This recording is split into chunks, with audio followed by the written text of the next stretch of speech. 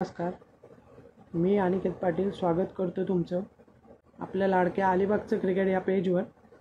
अलिबागचं cricket पुरस्कृत गोष्ट अलिबागच्या खेळाडूंची आज या मुलाखतीच्या कार्यक्रमात आपण रायगड जिल्हा क्रिकेट असोसिएशन क्रिकेट संघाचा कर्णधार ऋषिकेश राऊत याच्याशी आपण बोलणार आहोत. त्याने किहीमसारख्या छोट्याशा गावातून कशी रायगड जिल्ह्यापर्यंत मजल मारली, लेदर आणि टेनिस क्रिकेटमधला फरक काय आहे, किंवा फिटनेस किती महत्त्वाचा आहे, याबद्दल आपण संपूर्ण माहिती आज त्याच्याकडून घेणार आहोत. त्या अगोदर तुम्ही अलिबागचं क्रिकेट या पेजला फॉलो करा व यूट्यूबला आपल्या जन्म आमचा अलिबागचा चॅनलला सबस्क्राईब आणि शेअर करायला विसरू नका. अशा असंख्य मुलाखती घेऊन आपण येणार आहोत. अलिबागमधील अनेक खेळाडूंना आपण प्रकाश झोतात आणण्याचा प्रयत्न करणार आहोत. थोडं स्वप्न असतं लेदरवरून रणजी आणि मग इंडियन क्रिकेटमध्ये सामील व्हायचं, ते स्वप्न अशी बाळगून ऋषिकेश हा निघालाय आपल्या अलिबागकडून. त्याचं स्वप्न पूर्ण होण्यासाठी आपण खरोखर त्याला साथ दिली पाहिजे. स्वागत करतो तुझं माझ्या या शो मध्ये. Okay, thank you. आज आपण जरा ओळख करून देतो तुझी. टीम सारख्या छोट्याशा गावातून ऋषिकेश सारखा कमी वयाचा खेळाडू आज रणजी लेदर बॉल क्रिकेटकडे कॅप्टनशिप सांभाळतोय. ही सर्वात मोठी गोष्ट अलिबागच्या प्रेक्षकांसाठी आहे, कारण त्यांनी केलेली मेहनत आणि छोटासा गाव जिथे प्रसाद कर्वे सारखा खेळाडू पण लेदर क्रिकेटमध्ये होता, त्यानंतर ऋषिकेशने देखील आपलं हे पाऊलावर पाऊल ठेवून पुढे किहीम गावाचं नाव पुढे नेलं. त्याच ऋषिकेशचं आपण स्वागत करतो. माझा पहिला प्रश्न असा आहे की क्रिकेटची सुरुवात कशी झाली, पहिली लेदरची झाली की टेनिसची झाली, हे समजून घ्यायला आवडेल आम्हाला.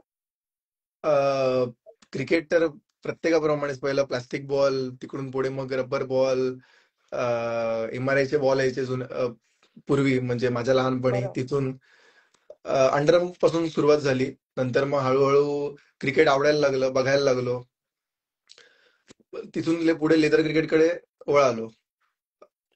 वयाच्या कोणत्या वर्षापासून लेदर क्रिकेट 11 वर्षापासून.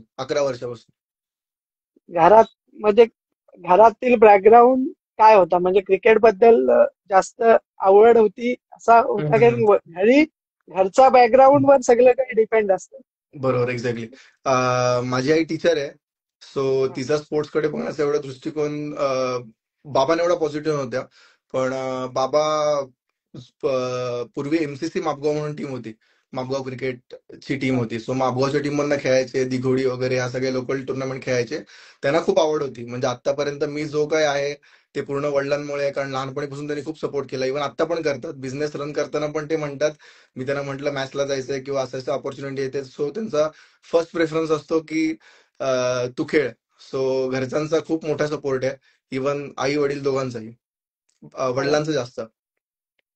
क्रिकेटमध्ये टेनिस क्रिकेट कधी वलन कधी आलं, म्हणजे टेनिस कसं आहे, लेदर खेळणारा व्यक्ती जास्त करून टेनिस कडे येत नाही.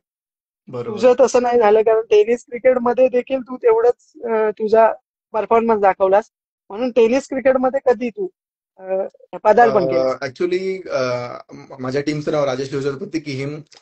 त्याच्या साईडलाच एक दुसरी विकेट होती जिथे आम्ही अंडरआर्म खेळायचो. सो आमचे सगळे सिनियर एका साईडला खेळत राहायचे आणि आमचं अंडरआर्म क्रिकेट चालू असायचं. सो लहानपणीपासून माझी फिल्डिंग खूप चांगली होती. आणि नंतर हळूहळू अंडरआर्म क्रिकेट बंद झालं, मग आम्ही सगळे मोठ्या मुलांच्यात खेळायला सुरुवात केली. तर पहिला मला चान्स मिळाला माझ्या फिल्डिंगमुळे, कारण लहानपणी खूप चांगली फिल्डिंग व्हायची. सो डिफिकल्ट कॅचेस खूप चांगल्या पद्धतीने पकडायचो, बॉलवर पोचायचो. त्यामुळे ऍज अ फिल्डर म्हणून मला आमच्या टीमने राजेश शिवछत्रपती किहीम यांनी चान्स दिला आणि तिकडून क्रिकेटची सुरुवात झाली. आमच्याच ग्राउंडवर आमचीच A विरुद्ध B मॅच होती आणि आमच्या B टीम मधनं मी खेळलो होतो. तिथून आमच्या ग्राउंड पासून सुरुवात झाली. मग तिथे मला पहिल्या मॅचला परफॉर्मन्स झाला थोडा, मग तिथून मग मी आमच्या A टीम मध्ये आलो हळूहळू. मग सुरुवातीला फिल्डिंग करायला लागलो टीम मधनं, फक्त फिल्डिंग. आणि 1 वर्षभरानंतर ऑपॉर्च्युनिटी मिळाली आणि सुरुवात झाली टेनिस. पहिला बॅटिंगचा चान्स कुठे आला? जिथे म्हणजे जिथे तुला प्रमुख प्लेअर असं मानलं गेलं संघात, असा कुठला कुठला सामना की जिथे पहिला चान्स मिळाला? दिघोडची टुर्नामेंट, कारण ती स्टार्ट ऑफ द सीझन असते. मी लास्ट इयर चांगला करत होतो फिल्डिंग मध्ये वगैरे, प्रॅक्टिस मध्ये चांगलं केलं, आणि दिघोडीच्या टुर्नामेंट मध्ये मला पहिला चान्स मिळाला, कारण ती स्टार्ट पहिले सुरुवातीलाच. हा. पहिल्याच टुर्नामेंट मध्ये परफॉर्मन्स काय होता, म्हणजे काय असं स्मरणात राहील असा एकतरी परफॉर्मन्स असता आपला की पहिली पहिल्यांदा मॅच आपल्याला बॅटिंग? पहिली मॅच आमची, म्हणजे मला दिघोडीचं आता आठवत नाहीये, पण पहिली मॅच आमची आमच्या ग्राउंडवर ए विरुद्ध बी होती. त्यावेळेला म्हणजे लहान होतो, ताकद कमी होती. पण त्या मॅचला मी एक सिक्स मारला होता. आमचा एक स्ट्राईक बॉलर होता, मग तिकडून एक थोडा इम्पॅक्ट झाला की चला हा मुलगा लेदर खेळतो खालून खालून, पण थोडं अटॅकिंग पण खेळू शकतो. सो ती माझी पहिली मॅच माझ्या लक्षात यायची की आमच्या होम ग्राउंडवर मी खेळलो होतो टेनिसवर. क्रिकेटमध्ये प्रत्येक खेळाडूचा एक गुरु असतो. हा प्रश्न कॉमन का आहे? कारण गुरुचं नाव पहिलं आलं पाहिजे, कारण तो आपल्याला बरोबर. पुढे घेऊन जातो. म्हणून तुझा क्रिकेट मधला गुरु कोण आहे की ज्यांनी तुला अ, पूर्णपणे तयार केला की जा तू आता रेडी आहेस क्रिकेटसाठी? हा, ऍक्च्युली एक असा गुरु नाहीये. कुठल्याच प्लेअरच्या पूर्ण जर्नीमध्ये एक गुरु नसतो, कारण लहानपण परत आपण मोठे होतो, पुढे पुढे जावं लागतं. सो सर्वात पहिलं आई वडिलांनी सपोर्ट केला, मी त्यांना पहिलं मानेन. त्यानंतर आरसेफ मधून माझी लेदर क्रिकेटची सुरुवात झाली. आणि आरसेफ चा समर कॅम्प होता, तर पहिल्याच वर्षी मला उत्कृष्ट प्रशिक्षणार्थी म्हणून एक ट्रॉफी मिळाली होती. सो तिथनं एक थोडं मोटिवेशन मिळालं की चला क्रिकेटमध्ये थोडं करू शकतो. घरचे पण पॉझिटिव्ह होते. तर तिथे अभय घरत सर होते. तिथनं क्रिकेटची सुरुवात झाली. परत समीर कवळे होते, थळचे आपल्या, त्यांचे मोठे भाऊ मुंबई क्रिकेट असोसिएशनचे सदस्य आहेत, अंडर 19चे. आणि लेदर क्रिकेटला सुरुवात झाली. पण टेनिस क्रिकेटमध्ये पण आमचे जे सिनियर प्लेअर आहेत सगळे, मिलिंद दादा झाला, मिलिंद म्हात्रे झाला, परत सिद्धेश काठे, आमच्या आमच्या सिनियर टीम मधले, इन्क्लुडिंग प्रसाद कर्वे, त्यांनी पण आम्हाला वेळोवेळी खूप चांगलं गायडन्स केलं टेनिस क्रिकेटमध्ये कसा खेळू शकतो काय, आणि त्यामुळे हेल्प झाली पुढे. त्यानंतर मुंबईत गेल्यानंतर पद्माकर शिवलकर आमचे कोच होते. त्यानंतर नरेश शुरी होते. Padmakar Shivalkar one of the greatest spinner, Ranji trophy खेळले. अनफॉर्च्युनेटली त्यांना चान्स नाही मिळाला. परत बरोबर. समीर कवळे यांचे भाऊ संदेश कवळे, आणि रिसेंटली मंदार दळवी, जे की आता महाराष्ट्र अंडर 19 वुमन्सचे कोच आहेत. मागच्या वर्षी वुमन्स रणजी ट्रॉफी टीमचे कोच होते. आणि इंडिया अंडर 19चे ते फिल्डिंग कोच होते, के एल राहुल आणि मयांक अगरवाल त्यांच्या बॅचला. सो आतापर्यंत असं सगळं झालं. परत आपल्या अलिबागचे गौरव लेले सर, ज्याने की पहिली आता बरं. अकॅडमी सुरू केली होती. असे बरेचसे कोचेस झाले. थोडक्यात सांगायचा विषय असं की एक कोच नव्हते, खूप कोचेस बरेच झाले. म्हणजे तुझ्या जर्नीच्या मागे बरेच असे हात आहेत की ज्यांनी तुला आजपर्यंत वरती नेण्याचा प्रयत्न केला आहे, असं एक्झॅक्टली, बोलायला एक्झॅक्टली. हरकत नाही. हो.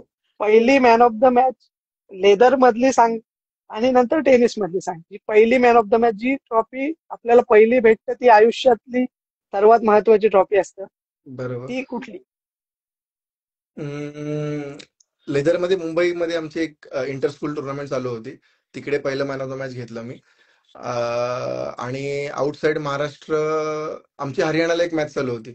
एक प्रॅक्टिस गेम होता, म्हणजे अफगाणिस्तानची अंडर 19ची टीम प्रॅक्टिस गेमसाठी आली होती. So against Afghanistan me 54 not out केला होता.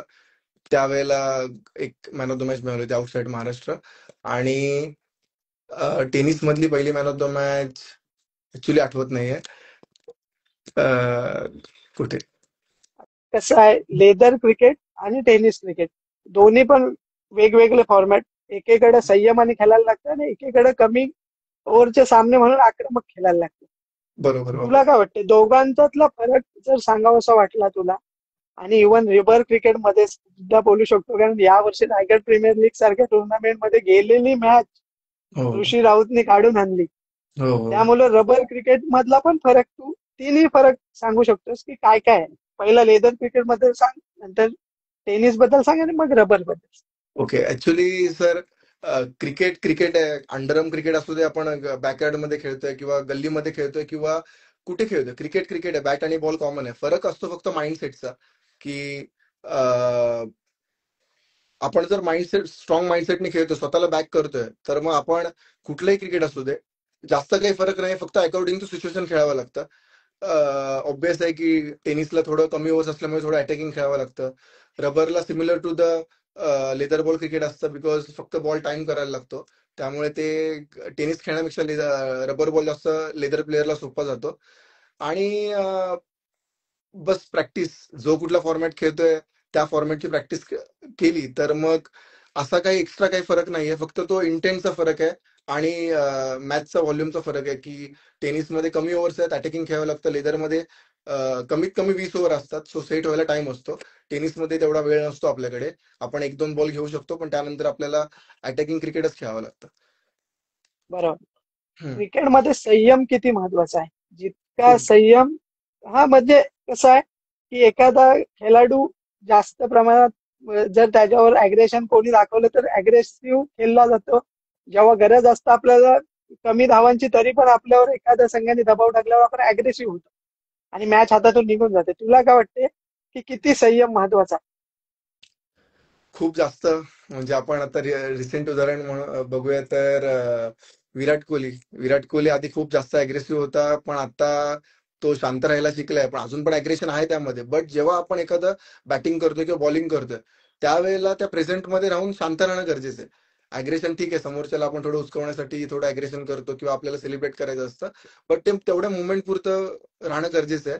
जेव्हा आपण बरोबर. परत बॅटिंगला येतोय, भले आपण आधीच्या बॉलला काही केलंय, डॉट गेलाय किंवा सिक्स मारलाय, तो बॉल झाला, आता आपण नवीन बॉल खेळण्यासाठी आपल्याला शांत राहणंच इम्पॉर्टंट आहे. सो आणि कामनेस खूप इम्पॉर्टंट आहे, थोडक्यात सांगायचं तर. तुला पुढला प्रश्न असा आहे की विराट कोहलीचं नाव घेतलंस म्हणून विराट कोहली बद्दल, की विराट कोहलीला जेव्हा पहिल्यांदा मी तुझा फोटो बघितलाय विराट कोहली सोबत, विराट कोहली हा जगात सर्वात चर्चेत असणारा खेळाडू आहे. ज्याला पहिल्यांदा तू भेटलास, हम्म. कसा होता अनुभव जेव्हा पहिल्यांदा बघितलास? खूप खूप चांगला अनुभव होता. ऍक्च्युली संजय बांगर सर आहेत, त्यांच्यासोबत प्रॅक्टिस सेशन चालू होतं आणि संजय बांगर सरांसोबत परिचय असल्यामुळे त्यांनी ओळख करून दिली की ऍक्च्युली ह्याच वर्षी भेटता आलं. तर त्यांनी ओळख करून दिली की लोकल क्रिकेटर आहे, रायगडची टीम लीड करतो. हात मिळवला, बस जास्त काही कन्व्हर्सेशन न झालं, पण खूप चांगला एक्सपिरियन्स होता. ना तेच कसं आहे, क्रिकेटच्या ग्राउंडवर अग्रेशन असतं आणि क्रिकेटच्या बाहेर विराट कोहली हा वेगळा आहे, हे बेसिकली. लोकांना माहिती नाही आहे, असं करेक्ट. माझं थोडक्यात मत आहे. दुसरा 100%. प्रश्न असा आहे की फ्युचर काय आहे क्रिकेटमध्ये? म्हणजे प्रत्येक व्यक्तीला काहीतरी फ्युचर असो, एक खेळ म्हणून ठीक आहे आपण थोडं, पण क्रिकेटमध्ये फ्युचर करू शकतो का? कारण तुझ्यासारखा खेळाडू आज लेदर पासून आता एवढा पुढे चाललाय. तुझं हम्म. फ्युचर काय आहे आणि सगळ्या ओव्हरऑल सगळ्यांचं काय सांगशील, काय फ्युचर आहे क्रिकेट? नक्कीच. म्हणजे आता क्रिकेटमध्ये ऑपॉर्च्युनिटीज खूप जास्त वाढल्यात. टेनिस क्रिकेटमध्ये वाढल्यात. जसं की ISPL आल्या आता. परत आपल्याकडे खूप चांगल्या टुर्नामेंट होतात. दमदार आमदार झाली, अलिबाग प्रीमियर लीग झाली, PNP झालं, चॅम्पियन्स ट्रॉफी झाली. असे खूप चांगले चांगले टुर्नामेंट होतात. आधी तो प्लॅटफॉर्म नव्हता. आपल्याकडले खूप सारे प्लेअरला पुढे जायला खूप कमी प्लॅटफॉर्म होता बरोबर. आणि लाईव्ह सुरू झालंय. त्यामुळे आज कुठलाही प्लेअर कुठेही खेळतात, त्याचे व्हिडिओज व्हायरल होतात आणि त्याला कॉल यायला सुरुवात होते. सो ऑपॉर्च्युनिटी खूप जास्त वाढलेल्या आहेत सध्या क्रिकेटमध्ये. लेदर क्रिकेट असू दे, टेनिस क्रिकेटमध्ये पण. लेदर क्रिकेटमध्ये तर एक पाथवे होता सेट, पण त्याच्यामध्ये पण आता जरी तुम्ही रणजी ट्रॉफी नाही खेळलात, बट तुम्ही IPL खेळलात, IPLचं सिलेक्शन क्रॅक केलं, तरी पण तुम्ही इंडियन टीम मध्ये जाऊ शकतात. तर खूप जास्त ऑपॉर्च्युनिटी आहेत. फक्त क्रिकेट नाही म्हणणार मी, म्हणजे फक्त बॅटिंग बॉलिंग फिल्डिंग म्हणजे ऍज अ क्रिकेटर नाही म्हणणार, पण त्याच्यामध्ये स्कोरिंग, स्कोरर झालं, अंपायर झालं, व्हिडिओ अनालिस्ट झालं, स्ट्रेंथ अँड कंडिशनिंग म्हणजे फिटनेस ट्रेनर झालं, सायकोलॉजी झालं, असे खूप सारे ऑप्शन आहेत. अनालिस्ट झालं, म्हणजे आपल्याला मॅनेजमेंट झालं, खूप ऑप्शन आहेत आणि ज्याच्यामध्ये खूप चांगला पे मिळतो. बरोबर. म्हणजे आता मी त्यामध्ये मेन्शन करतो की एका अंपायरिंगचे म्हणजे मॅचला, रणजी ट्रॉफी सारख्या मॅचला सुद्धा मोर दॅन 1 लाख रुपीज पण मिळतात. तर थोडक्यात बरोबर. नुसतं क्रिकेट पुरतं आता सध्या राहिलेलं नाहीये की फक्त खेळाडूंसाठी. क्रिकेटमध्ये खूप ऑपॉर्च्युनिटीज आहे असं. बरोबर. हम्म. तेच माझा प्रश्न आहे की क्रिकेटमध्ये पैसा आहे म्हणजे एखादं करिअर एखाद्याचं होऊ शकतं, हे तुझं म्हणणं बरोबरच आहे. आणि एखाद्याचं करिअर फक्त क्रिकेटर म्हणून नाही तर बाकी गोष्टी अशा म्हणजे एक अंपायर राहून सुद्धा आणि स्कोरर बनून सुद्धा. पण क्रिकेटमधील फिटनेस आता सध्याच्या कंडिशनला तुझी जर कोणी जर हे आपला इंस्टाग्रामचं पेज जर बघितलं तर ऍज अ हम्म. तू फिटनेस बद्दल पण ट्रेनिंग देतोस. फिटनेस किती महत्वाचं आहे क्रिकेटमध्ये. आणि दुसरी गोष्ट म्हणजे क्रिकेट मधल्या कुठल्या कुठल्या म्हणजे आपण आपल्याला सर्वात लांब षटकार मारण्यासाठी काय फिटनेस म्हणजे काय पाहिजे किंवा ऍज अ बॉलर म्हणून आपले तर काय पाहिजे तर असं काय सांगशील? ऍक्च्युली आता खूप जास्त क्रिकेटमध्ये फिटनेसचं महत्व वाढलंय. पूर्वी एवढं नव्हतं. पूर्वी फक्त मुलं धावायची, सायकलिंग करायची वगैरे किंवा जिम करायचे.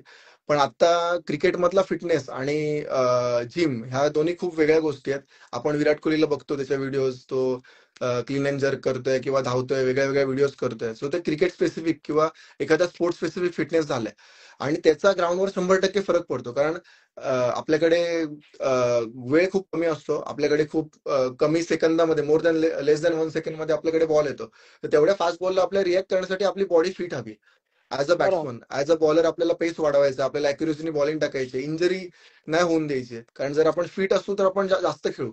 खूप सारे चांगले चांगले क्रिकेटर्स आहेत की ज्यांना इंजरी झाली आणि त्यांचं क्रिकेट तिकडे थांबलं, किंवा त्यांचा पीक बरोबर. ला असताना त्यांना इंजरी झाली आणि ते नंतर त्यांना कमबॅक करायला परत 1-2 वर्ष गेली. सो फिटनेस खूप इम्पॉर्टंट आहे सध्याच्या कंडिशनला. आपल्याला इंजरी फ्री राहता येतं फिटनेसमुळे. क्रिकेटमध्ये तर फायदा होतोच. बॉलिंगचा स्पीड असेल, ग्राउंड कव्हर करणं असेल, रन धावणं असेल किंवा सिक्स मारणं असेल. सध्या टेनिस बॉल क्रिकेटचं आपण बोलूया. 6 बॉल आहेत आणि आपण पहिल्या बॉलला 2 रन धावतोय, दुसऱ्या बॉलला 3 रन धावतोय. तर तिसऱ्या बॉलला रिक्वायरमेंट आहे टेनिस क्रिकेटमध्ये की तुम्हाला सिक्स मारता आला पाहिजे. आणि जर बरोबर. तुम्ही तुमचा फिटनेस नाही तर तुमची बॅट नाही येणार आहे. तर त्यामुळे मॅचची डिमांड, गेमची डिमांड वाढली आहे. त्यामुळे आपल्याला आपण सध्या नाही सांगू शकत. आपल्याला फिट राहणंच गरजेचं आहे. फिटनेस बरोबर डाएट पण तितकंच महत्वाचं आहे. जे खेळाडू डाएट पण फॉलो करतात त्यांचा फिटनेस हा कायमस्वरूपी तसाच्या तसाच राहू शकतो. आणि हम्म, त्याचा हम्म, फायदा आपल्याला फ्युचरमध्ये पण आहे. कारण फक्त क्रिकेटसाठीच नाही की आता असंख्य असे रोग पण झालेले आहेत की ज्यांनी लवकर म्हणजे कमी एजचे लोक पण आपल्यातून निघून जातात. म्हणून डाएट पण किती महत्वाचं आहे ते पण जरा सांग. खूप जास्त. आपण सध्या म्हणजे मी बघतोय की मॅच झाली, प्रॅक्टिस झाली की मुलं चायनीजला जात आहेत. ठीक आहे, मित्रांसोबत टाइम स्पेंड करायला आवडतं, चांगली गोष्ट आहे. बट त्याचे साईड इफेक्ट खूप जास्त आहेत. क्रिकेटची लाईफ तर त्यामुळे कमी होतेच आहे, पण ओव्हरऑल आपली माणसाची लाईफ पण त्यामुळे कमी होते. डायबिटीस आणि ह्यासारखे आजार होतात. खूप जणांना आता, माझेच मित्र आहेत खूप चांगले चांगले, खूप चांगले क्रिकेटर होते, पण त्यांना हर्नियासारखे किंवा काहीतरी आतड्यानं सूज येण्यासारखे त्रास झाले. सो ते कंट्रोल करणं खूप गरजेचं आहे.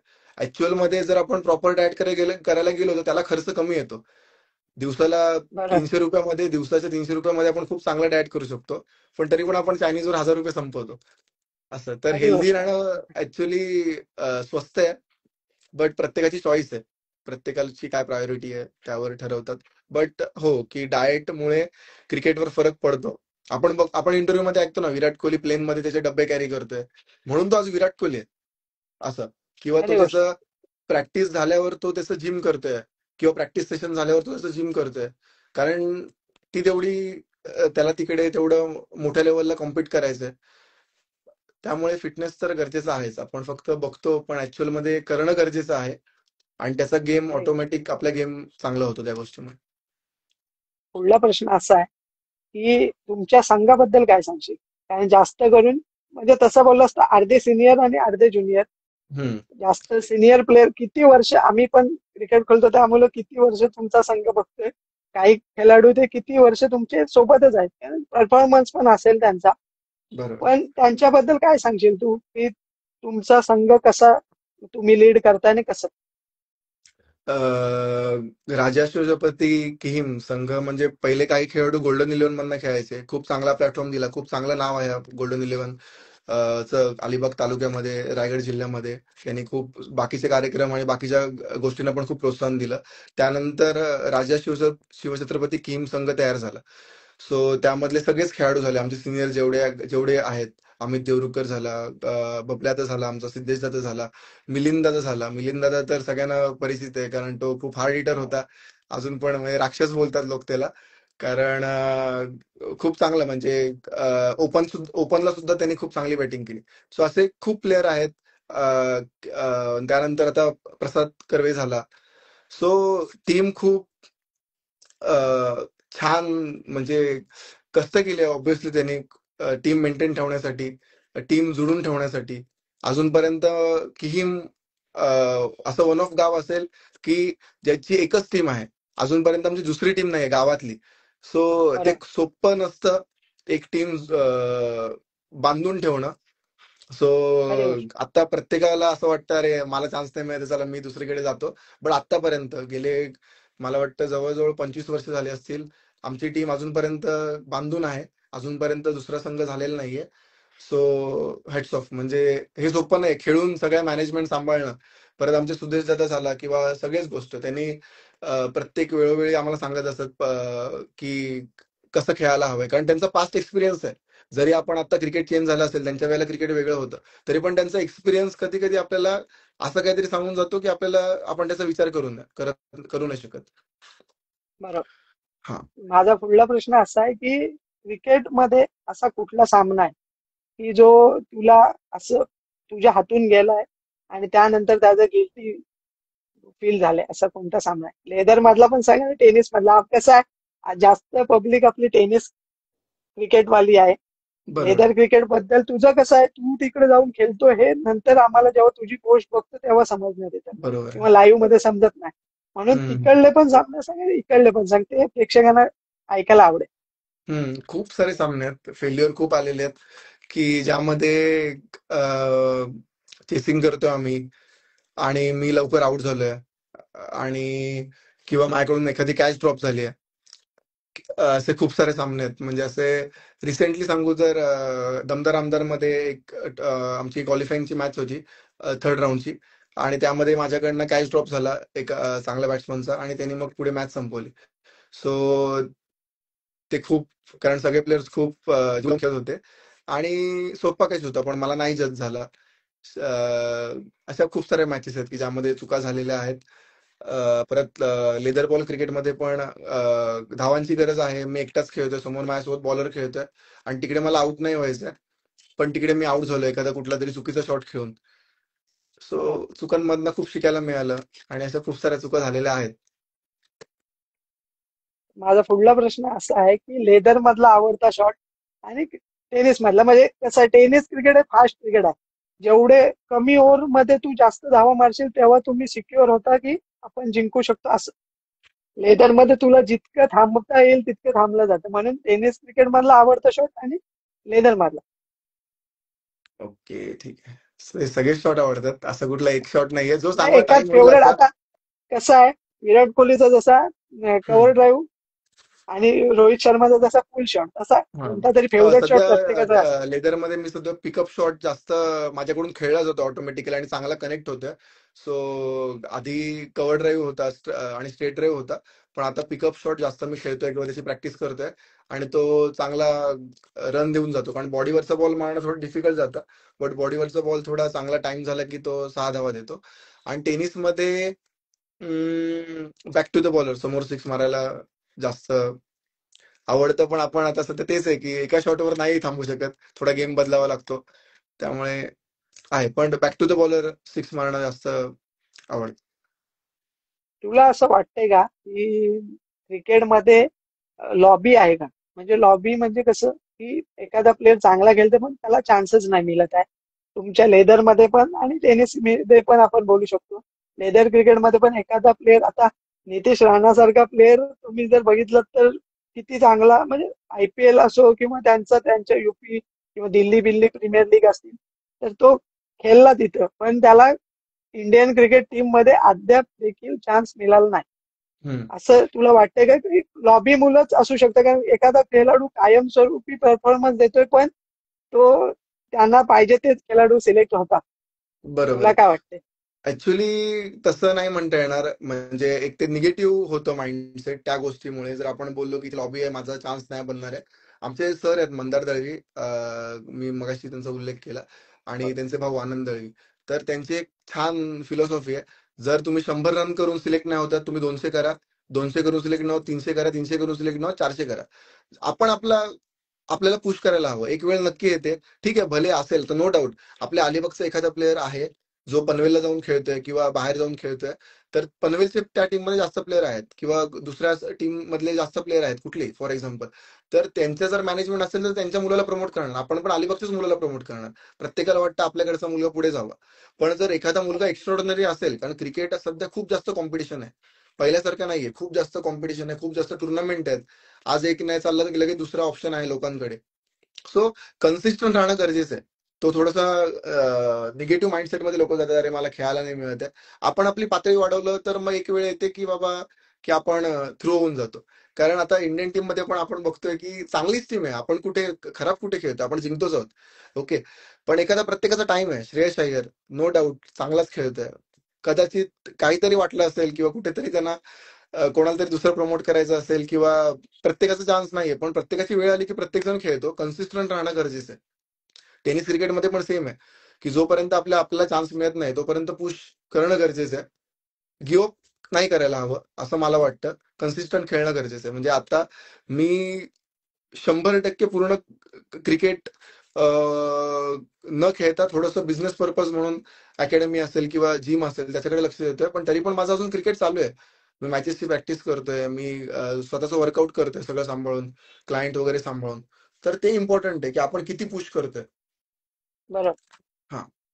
पुढला प्रश्न असा आहे की ISPL बद्दल एक, आता आपण बघितले, मी रिसेंट निखिल पाटीलची मुलाखत घेतली, त्यांनी त्यात सांगितलं की मी मेडन ओव्हर टाकली होती. रजत मुंडे सध्याच्या जनरेशनला आयकॉन आहे आपल्यातला मोठा, त्याचे 2 वेळा करेक्ट. विकेट घेतली. पण त्याला ते गोल्डन तिकीट जे पाहिजे होतं ISPLचा आपल्या ऑप्शन मध्ये जायचं ते भेटलं नाही. तुला काय वाटतंय की असं ISPL मध्ये जी झालेलं आहे असं होतं असेल का तुमच्या लेदर क्रिकेटच्या जे असोसिएशन मध्ये, जे तू आता बोललास की हे निगेटिव्ह आहे, पण त्याच्या अशा मते काय झालं की हे चुकीचं, म्हणजे त्याच्या बाबतीत चुकीचं झालं, त्यामुळे तो डायरेक्ट बोलला की ही फ्रॉड टुर्नामेंट वाटते. नाही, मग 100% हे तुला आहे. काय वाटतं, ISPL बरोबर आहे. बद्दल तुझं काय म्हणणं? म्हणजे आपण आता ह्या आपल्या हातातल्या गोष्टी नाहीत की आपल्याला सिलेक्ट करायला पाहिजे. नो डाऊट ह्या गोष्टी होत आहेत, त्यांच्यावर ब्लेम होत आहे. त्यामुळे मी सुद्धा ऐकलं त्यांनी मेडन ओव्हर टाकली, विकेट घेतल्या चांगल्या, आणि जो ISPLचा बेस्ट बॅट्समन ठरला त्याच्या विकेट घेतल्या आणि त्याला मेडन ओव्हर टाकली. सो ही चांगलीच गोष्ट आहे. पण कंट्रोल ती कंट्रोलेबल्स, आपण त्या गोष्टी कंट्रोल नाही करू शकत. नो डाऊट ह्या गोष्टी आहेत, इंडियन टीम मध्ये पण आहेत, क्रिकेटमध्ये कशाला सगळ्या स्पोर्ट्समध्ये आहे, आणि प्रत्येक कॉर्पोरेट लाईफ मध्ये पण आहेत. प्रत्येक ठिकाणी आहेत ह्या गोष्टी. बरोबर. हा, पण माझा आपण ठरवायचंय की आपण काय करायचंय. पण ह्या आपल्या कंट्रोलमध्ये नाही आहेत ना गोष्टी, की आपण काय करू शकतो बरोबर, या गोष्टीला. असं. खरी गोष्ट आहे. तेच म्हणजे मेहनत करत राहायचं, मेहनतीला कधीतरी फळ नक्कीच मिळेल असं बोलायला काय हरकत नाही. माझा एक्झॅक्टली. पुढला प्रश्न असा आहे की तू जे महाराष्ट्र प्रीमियर लीग मध्ये सिलेक्शन झालं होतं, तिथला अनुभव सांग जरा, काय होता? म्हणजे तिथे काय असे आपल्यातले, म्हणजे विजय पावले सारखा खेळाडू पण आपण बघितला, विवेक शेलार सारखा खेळाडू पण आपण बघितला. तुझा पण, आणि अलिबाग मधून हा, म्हणजे अलिबाग मधून जाणारा पहिला खेळाडू आहेस तू. हो, हो, हो. खूप प्रोफेशनल टुर्नामेंट होती ती. अनफॉर्च्युनेटली मला खेळता नाही आली एक पण मॅच. मी स्टँड बाय मध्ये होतो. पण तिथला जो माहोल होता, तिथलं जे प्रोफेशनलिझम होतं, खूप सुंदर आयोजन असतं. मग असं वाटतं की IPLच चालू आहे, कारण स्टेडियमला मॅचेस असतात सगळ्या. आणि बरोबर. राहण्याची सोय किंवा शेड्युलिंग असेल, डाएट झालं, आपली रिकव्हरी झाली, ह्या गोष्टींवर खूप जास्त लक्ष दिलं जातं. एक छोटासाच फरक आहे टेनिस क्रिकेट आणि लेदर क्रिकेटमध्ये, की प्रिपरेशन. लेदर क्रिकेटला थोडी लॉंग प्रिपरेशन असते. एखाद्या 6 महिन्या आधीपासून त्या एखाद्या पर्टिक्युलर टुर्नामेंटची प्लेयर्स तयारी करतात. टेनिस क्रिकेटमध्ये मॅचेसच एवढ्या आहेत आणि मॅचेस खूप कमी आहेत, तर तेवढं पर्टिक्युलर कोणी असं त्या टुर्नामेंटची स्पेशलाइज तयारी नाही करत. पण हळूहळू ते पण करतील, कारण टेनिस क्रिकेट सुद्धा खूप जास्त प्रोफेशनल होतंय. म्हणजे IPLच्या थोडंच आता ISPL होते, तेवढे मोठे मोठे स्पॉन्सर्स येत आहेत. तर खूप छान एक्सपिरियन्स होता थोडक्यात सांगायचं तर MPL चा. आणि माझं स्वप्न होतं कधीपासून. त्याला पण एक स्टोरी आहे की म्हणजे मी इथे परत येण्याचं रिझन की मी पुण्यामध्ये होतो 6 वर्ष, आणि आमचा एक न्यूट्रिलिशियस नावाची टीम होती. क्लबच्या मॅचेस व्हायच्या त्या टीम मध्ये सगळे चांगले प्लेयर्स होते, सगळे रिसेंट महाराष्ट्र खेळणारे प्लेयर्स होते. परत IPL खेळलेले योगेश टाकावले ते सुद्धा होते, आणि त्या टीमला मी लीड करत होतो. माझ्या चौथ्या मॅच नंतर मी ती टीम लीड करायला लागलो, आणि मी त्या टीमचा सेकंड रन गेटर होतो. परत माझा टुर्नामेंटचा सीझन खूप चांगला गेला होता, आणि माझं नाव लिस्टमध्ये होतं ऑलरेडी. आणि ऑप्शनच्या जस्ट एक दिवस आधी माझं नाव कट झालं. म्हणजे त्यातलं मला काहीच कळलं नाही, कसं कट झालं, काय झालं. तर त्यानंतर मग मी म्हटलं काहीतरी सेकंड ऑप्शन हवा, कारण मी तिकडे स्वतः ऑन करून क्रिकेट खेळत होतो. तर फक्त क्रिकेट खेळून होणार नाही हे कळलं होतं वयाच्या 25व्या वर्षी. सो साईड बाय साईड काहीतरी हवं गोष्टी. सो त्यानंतर मी आल्यानंतर इकडे थोडा बिझनेस सेटअपचा, म्हणजे माझ्या जिमचा विचार केला, कारण त्याचं मला नॉलेज होतं, मी पुण्यामध्ये त्या गोष्टी करत होतो. बरोबर. आणि नंतर आता अकॅडमी स्टार्ट झाली. सो क्रिकेटला काहीतरी दुसरा इन्कम सोर्स सबस्टिट्यूट हवा, कारण क्रिकेट, मी मगाशी म्हटलं की खूप जास्त कॉम्पिटिशन आहे या खेळामध्ये. तर प्रत्येक जण नाही खेळू शकत.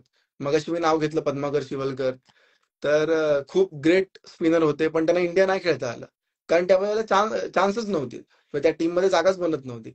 सचिन तेंडुलकर झाले, किंवा सेवाग, द्रविड, लक्ष्मण, एवढे गांगुली, 5 बेस्ट बॅट्समन होते. तर मग तोपर्यंत नवीन मुलाला चान्स कसा काय मिळणार ना, असं. सो बरोबर. एक प्रत्येकाचा एक टाइम असतो, प्रत्येकाच्या नशिबात, डेस्टिनीमध्ये काहीतरी लिहिलेलं असतं. सो त्यावर विश्वास ठेवणं गरजेचं आहे. एवढंच सांगेन की माझं माझं सिलेक्शन झालं पाहिजे. नो डाऊट प्रत्येकाला वाटतं की खेळायचंच आहे, आणि पॉझिटिव्ह पण राहिलं पाहिजे. बट प्रत्येक वेळेला तिकडे आपली जागा बनेलच असं नाहीये. खरी गोष्ट. हम्म. हेच कारण कसं आहे की मेहनतीला पर्याय, म्हणजे मेहनतीला पर्याय नाही. मेहनत करत राहायचं, प्रॅक्टिस करत राहायचं. जर झालं तर ठीक आहे, पण दुसरा साईड बिझनेस माणसाचा असावा. एक्झॅक्टली. कारण त्याने तुमचं कसं, एखादा माणूस क्रिकेटचं करिअर कडे बघत राहिला आणि जर चान्स नाही भेटला, तर तुमच्या सरांसारखं बोललास की चान्सच नाही बनला. आणि काही खेळाडू हे रणजी नंतर पण रिटायरमेंट आहे, कारण पुढे जाताच नाही आलं. त्यांच्या असंख्य विकेट पण असतील किंवा रन पण असतील, पण चान्सच नाही बनत आहे. त्यामुळे दुसरा एक पर्याय असावाच क्रिकेटमध्ये. एक्झॅक्टली. ओपन क्रिकेट खेळण्याचा चान्स भेटला का? जसं ओपनचं क्रिकेट, आता टेनिस क्रिकेटमध्ये ओपन क्रिकेट सध्या चर्चित आहे, म्हणून ओपन क्रिकेट खेळण्याचा एकदा तरी चान्स आला. ऍक्च्युली रायगड प्रीमियर लीगची रबर बॉलच्या इनिंग नंतर मला पहिल्यांदा ओपन क्रिकेट खेळण्याचा लगातार चान्स मिळाला. आता रबर बॉल मध्ये मी रत्नागिरी चॅम्पियन्स रेनी ट्रॉफी ती खेळून आलो. परत मुंबईमध्ये नॉर्थ स्टार ट्रॉफी खेळून आलो. तर चान्स मिळाला. परफॉर्मन्स रायगड प्रीमियर लीग झाल्यामुळे तो चान्स मिळाला मला. आमचे कोण- केदारनाथ इलेव्हन त्या टीम मधनं चान्स मिळाला. दादा विजय घाणेकर आणि आपलं प्रशांत दादा त्या टीम मध्ये खेळतात, आणि त्यांनी थोडा सपोर्ट केला. सो त्यांच्यामुळे मी आता सध्या त्या टीमकडनं ह्या 2 टुर्नामेंट खेळलो. तेच मी पण तुला आता प्रश्न विचारतो की ग्रामीण आणि ओपन मध्ये फरक. मी करणला पण विचारला होता, कारण फरक असतो. तुम्ही जरी किती जरी बोललेत तरी ग्रामीण क्रिकेट हे कसं आपल्या गावापुरती मर्यादित असतं, आणि ओपन क्रिकेट कसं प्रत्येक गावातून एक खेळाडू येऊन आपल्याला परफॉर्मन्स देत असतो. कारण त्याला पुढे खेळण्यासाठी स्वतःला प्रूफ करायचं असतं की मी पण पुढे चांगला खेळू शकतो. की आज एक टीम मधून उद्या दुसऱ्या टीम मधून चान्स भेटला तर. म्हणून ओपन आणि ग्रामीण मध्ये फरक काय? ऍक्च्युली सर एकच फरक आहे की तिकडे अॅक्युरेसी जास्त लागते. आपल्या ग्रामीण क्रिकेटमध्ये थोडंसं बॉल आपला यॉर्करच्या बदले आपण फुल टॉस पडला आपण सर्व्हाइव्ह होऊ शकतो. पण तिकडे आपण बोलतो चुकीला माफी नाहीये. तसा विषय आहे की आपली एक चूक तिकडे आपण डायरेक्ट एकतर आउट होऊ शकतो, किंवा आपण 6 रन खाऊ शकतो. सो आपल्याला जर ओपनचं क्रिकेट खेळायचं असेल तर तेवढी प्रॅक्टिस इम्पॉर्टंट आहे. आणि ग्रामीण क्रिकेटमध्ये आपण ज्या शिकतोय ते पुढे कन्सिस्टंटली चांगलं कसं खेळत राहू, ह्या गोष्टींकडे आपल्याला ओपन क्रिकेटमध्ये लक्ष द्यावं लागतं, कारण कन्सिस्टन्सी इम्पॉर्टंट आहे सध्या. कारण खूप असंख्य प्लेयर्स आहेत, मी जसं म्हटलं खूप कमी प्लेयर आहेत जे कन्सिस्टंट खेळत आहेत, किंवा ज्यांना थोडा पाठिंबा मिळतो टीम मॅनेजमेंटचा, ते पुढे खेळतात. पण एखादा नवीन प्लेअर आहे तर कन्सिस्टन्सी इम्पॉर्टंट आहे. प्रेशर असतं, नो डाऊट. आपण आपल्या कम्फर्ट झोन मध्ये खेळत असतो, आपल्या गावाकडून जेव्हा खेळतो किंवा आपल्या गावात खेळतो तेव्हा. काही काही लोक प्रॅक्टिसमध्ये खूप चांगले खेळतात, पण मॅचचं प्रेशर हँडल करणं जमत नाही. सो माइंडसेट आणि प्रेशर हँडलिंग, प्रेशरमध्ये आपण कसं राहतं, जसं की तुम्ही मगाशी मला विचारलं की शांत राहणं, त्या सिच्युएशनला शांत राहणं गरजेचं आहे. कितीही मोठी प्रेशर असू दे. रायगड प्रीमियर लीगची मॅच 9 बॉल 35 रन पाहिजे होते रबर बॉलला. सो मला फर्स्ट ऑपॉर्च्युनिटी होती, तर मला एवढंच होतं की ठीक आहे, मला बेस्ट करायचंय. 9 बॉल 35 मॅच आहे, मला बेस्ट करायचंय आणि जिंकण्याचाच प्रयत्न करायचा आहे, कारण प्रॅक्टिकली पॉसिबल आहे. कठीण होतं पण बरोबर. पॉसिबल होतं, पण त्यावेळेला मी थोडं शांत राहिलो. बॉल येईल तसं खेळेन एवढंच डोक्यामध्ये होतं. कारण ऑलरेडी मॅच गेली आहे, काढलं तर नाव होणार आहे, नाही झालं तर मग काय, नो डाऊट. पण एफर्ट्स टाकणं आपल्याला होतं, थोडं लक सोबत होतं आणि आम्ही ती मॅच जिंकलो. सो तेच आहे की आपण त्या सिच्युएशनला शांत राहून सिच्युएशनची डिमांड काय आहे त्यावर फोकस करणं जास्त गरजेचं आहे. बरोबर. हम्म. माझा पुढला प्रश्न असा आहे तुला, की एक रिसेंट इंटरव्ह्यू झाली होती संतोष नाणेकर सरांची, तू जर हम्म. पाहिली असशील तर. त्यात ते बोललेले की इतका पैसा टेनिस क्रिकेटला येणार आहे की लेदरचे खेळाडू पण टेनिस क्रिकेट खेळायला येतील. खरं. तर तुला काय वाटतं आत्ताच्या कंडिशनला ही गोष्ट खरी आहे का, की टेनिस क्रिकेट आणि लेदर मध्ये, टेनिस क्रिकेटकडे आता पैशांचा ओघ जास्त आहे की लेदर क्रिकेटकडे? बरोबर आहे. म्हणजे खरं आहे. जास्त प्रमाणात पैसा कुठल्या बाजूला आहे, की टेनिस क्रिकेटचे खेळाडू पण आपण आज पाहू शकतो. केतन म्हात्रे सारखा खेळाडू 35 बाईक, 4 4 व्हीलर घेऊन आज सर्वात श्रीमंत खेळाडू टेनिस क्रिकेटमध्ये. लेदर मध्ये तर त्याचं तसं बोलस तर करत असेल प्रॅक्टिस, पण टेनिस क्रिकेट मुलं त्याचं नाव नाही. म्हणून हम्म. टेनिस क्रिकेटकडे पैसा की लेदरकडे, तुला काय वाटतंय? टेनिस क्रिकेटमध्ये पटकन पैसे आहेत आणि लेदर क्रिकेटमध्ये थोडं थोड्या वेळानंतर पैसे आहेत. जर आपण चांगलं खेळलो तर ऑब्व्हियसली लेदर क्रिकेटला जास्त पैसे मिळतात. फॉर एक्झाम्पल एखाद्या रणजी मॅचचे एका ए ग्रेड प्लेअरला 1.5 लाखापर्यंत पैसे मिळतात. इंडियन प्लेअरचं तर खूप जास्त पे असतो. टेनिस क्रिकेटला एका मॅचचे 5-10 हजार रुपये 25 हजार रुपये जसा खेळाडूंचा रेट असेल त्यानुसार पैसे मिळतात. पण टेनिस क्रिकेटमध्ये मॅचेसची संख्या जास्त आहे. एका दिवसामध्ये प्लेअर 3 ठिकाणी पण खेळतो. सकाळी एका ठिकाणी खेळलाय, दुपारी एका ठिकाणी. जे प्रोफेशनल आहेत ते केतन म्हात्रेसारखे प्लेअर, ते एका दिवसामध्ये तीन तीन ठिकाणी पण खेळतात, नाईटला पण खेळतात, परत दुसऱ्या दिवशी जाऊन सकाळी खेळतात. सो त्यांचा जो फ्लो आहे तो पटापट आहे. पटकन पैसे आहेत टेनिस क्रिकेटमध्ये, आपण जर चांगलं खेळलो तर. लेदर क्रिकेटला काही वेळानंतर पैसे आहेत, पण तिथे सुद्धा पैसे आहेत. खरी गोष्ट आहे. तेच हम्म. मला ऐकायचं होतं की कसं आहे, माणसाच्या माइंडसेट वर डिपेंड आहे. कारण प्रत्येक जणाला कसं वाटतं इकडे खेळलो आणि तिकडे खेळलो काही वेगवेगळं आहे, पण सगळं एकच आहे, क्रिकेटच सगळ्याचं नाव आहे, हे हम्म. बोलायला काही हरकत नाही. दुसरा प्रश्न असा आहे की तुला काय वाटतं ओपनचे खेळाडू, मी सगळ्यांनाच हा प्रश्न, आज 3 इंटरव्ह्यू झाल्या, तिन्ही इंटरव्ह्यू झाल्या, त्यांना तिघांना पण प्रश्न विचारला की ओपनचे क्रिकेटर आणून आपल्याकडे खेळवले जातात, तर आपल्या खेळाडूंना जास्त प्रमाणात प्रमोट केलं जात नाही. हा सर्वात दुर्दैवी असं बोलायला हवं की जास्त करून आपण बाहेरच्या प्लेअरनी जर 50,000 सांगितले तर लगेच देतो, पण आपल्या लोकल खेळाडूंनी 500 सांगितलं तरी नाही देत. असं पण आहे, का तुला खेळायला घेतलं हीच मोठी गोष्ट, असं पण हम्म. बोलणारे आहेत संघ मालक. तर खरं. तुला काय वाटतंय की आपल्याकडले खेळाडू हे जास्त प्रमाणात खेळवले पाहिजेत ओपन क्रिकेटमध्ये, की बाहेरून खेळाडू आणले पाहिजेत, असं तुला काय वाटतं? माझं असं म्हणणं आहे की जी आयकॉन पद्धत आहे ना, ज्यामध्ये 2 प्लेअर किंवा 4 प्लेअर बाहेरचे असतात, बाकीचे लोकल क्रिकेटर असतात, त्याच्यामध्ये एक पॉझिटिव्ह पॉईंट असा आहे की आपल्या लोकल प्लेयर्सला शिकायला मिळतं. फॉर एक्झाम्पल आपल्याकडे सुमित ढेकळे सारखा प्लेअर येतोय की जो मॅच कशी घेऊन जातोय. ओके. बरोबर. आता आपल्याकडलं मोन्या पण झाला. मोन्या पण खूप चांगलं क्रिकेट खेळतोय सध्या. त्यांच्या लेवलला क्रिकेट खेळतोय. खूप चांगलं जातोय. आपल्याकडे पंकज जाधव आहे, सुमित दादा झाला, पिंट्या दादा झाला. हे सुद्धा ओपनचे क्रिकेट खेळलेले आहेत. सो त्यांचा जो एक्सपिरियन्स त्यांना मिळालाय, त्यामुळे ते इकडे येऊन डॉमिनेट करू शकतात.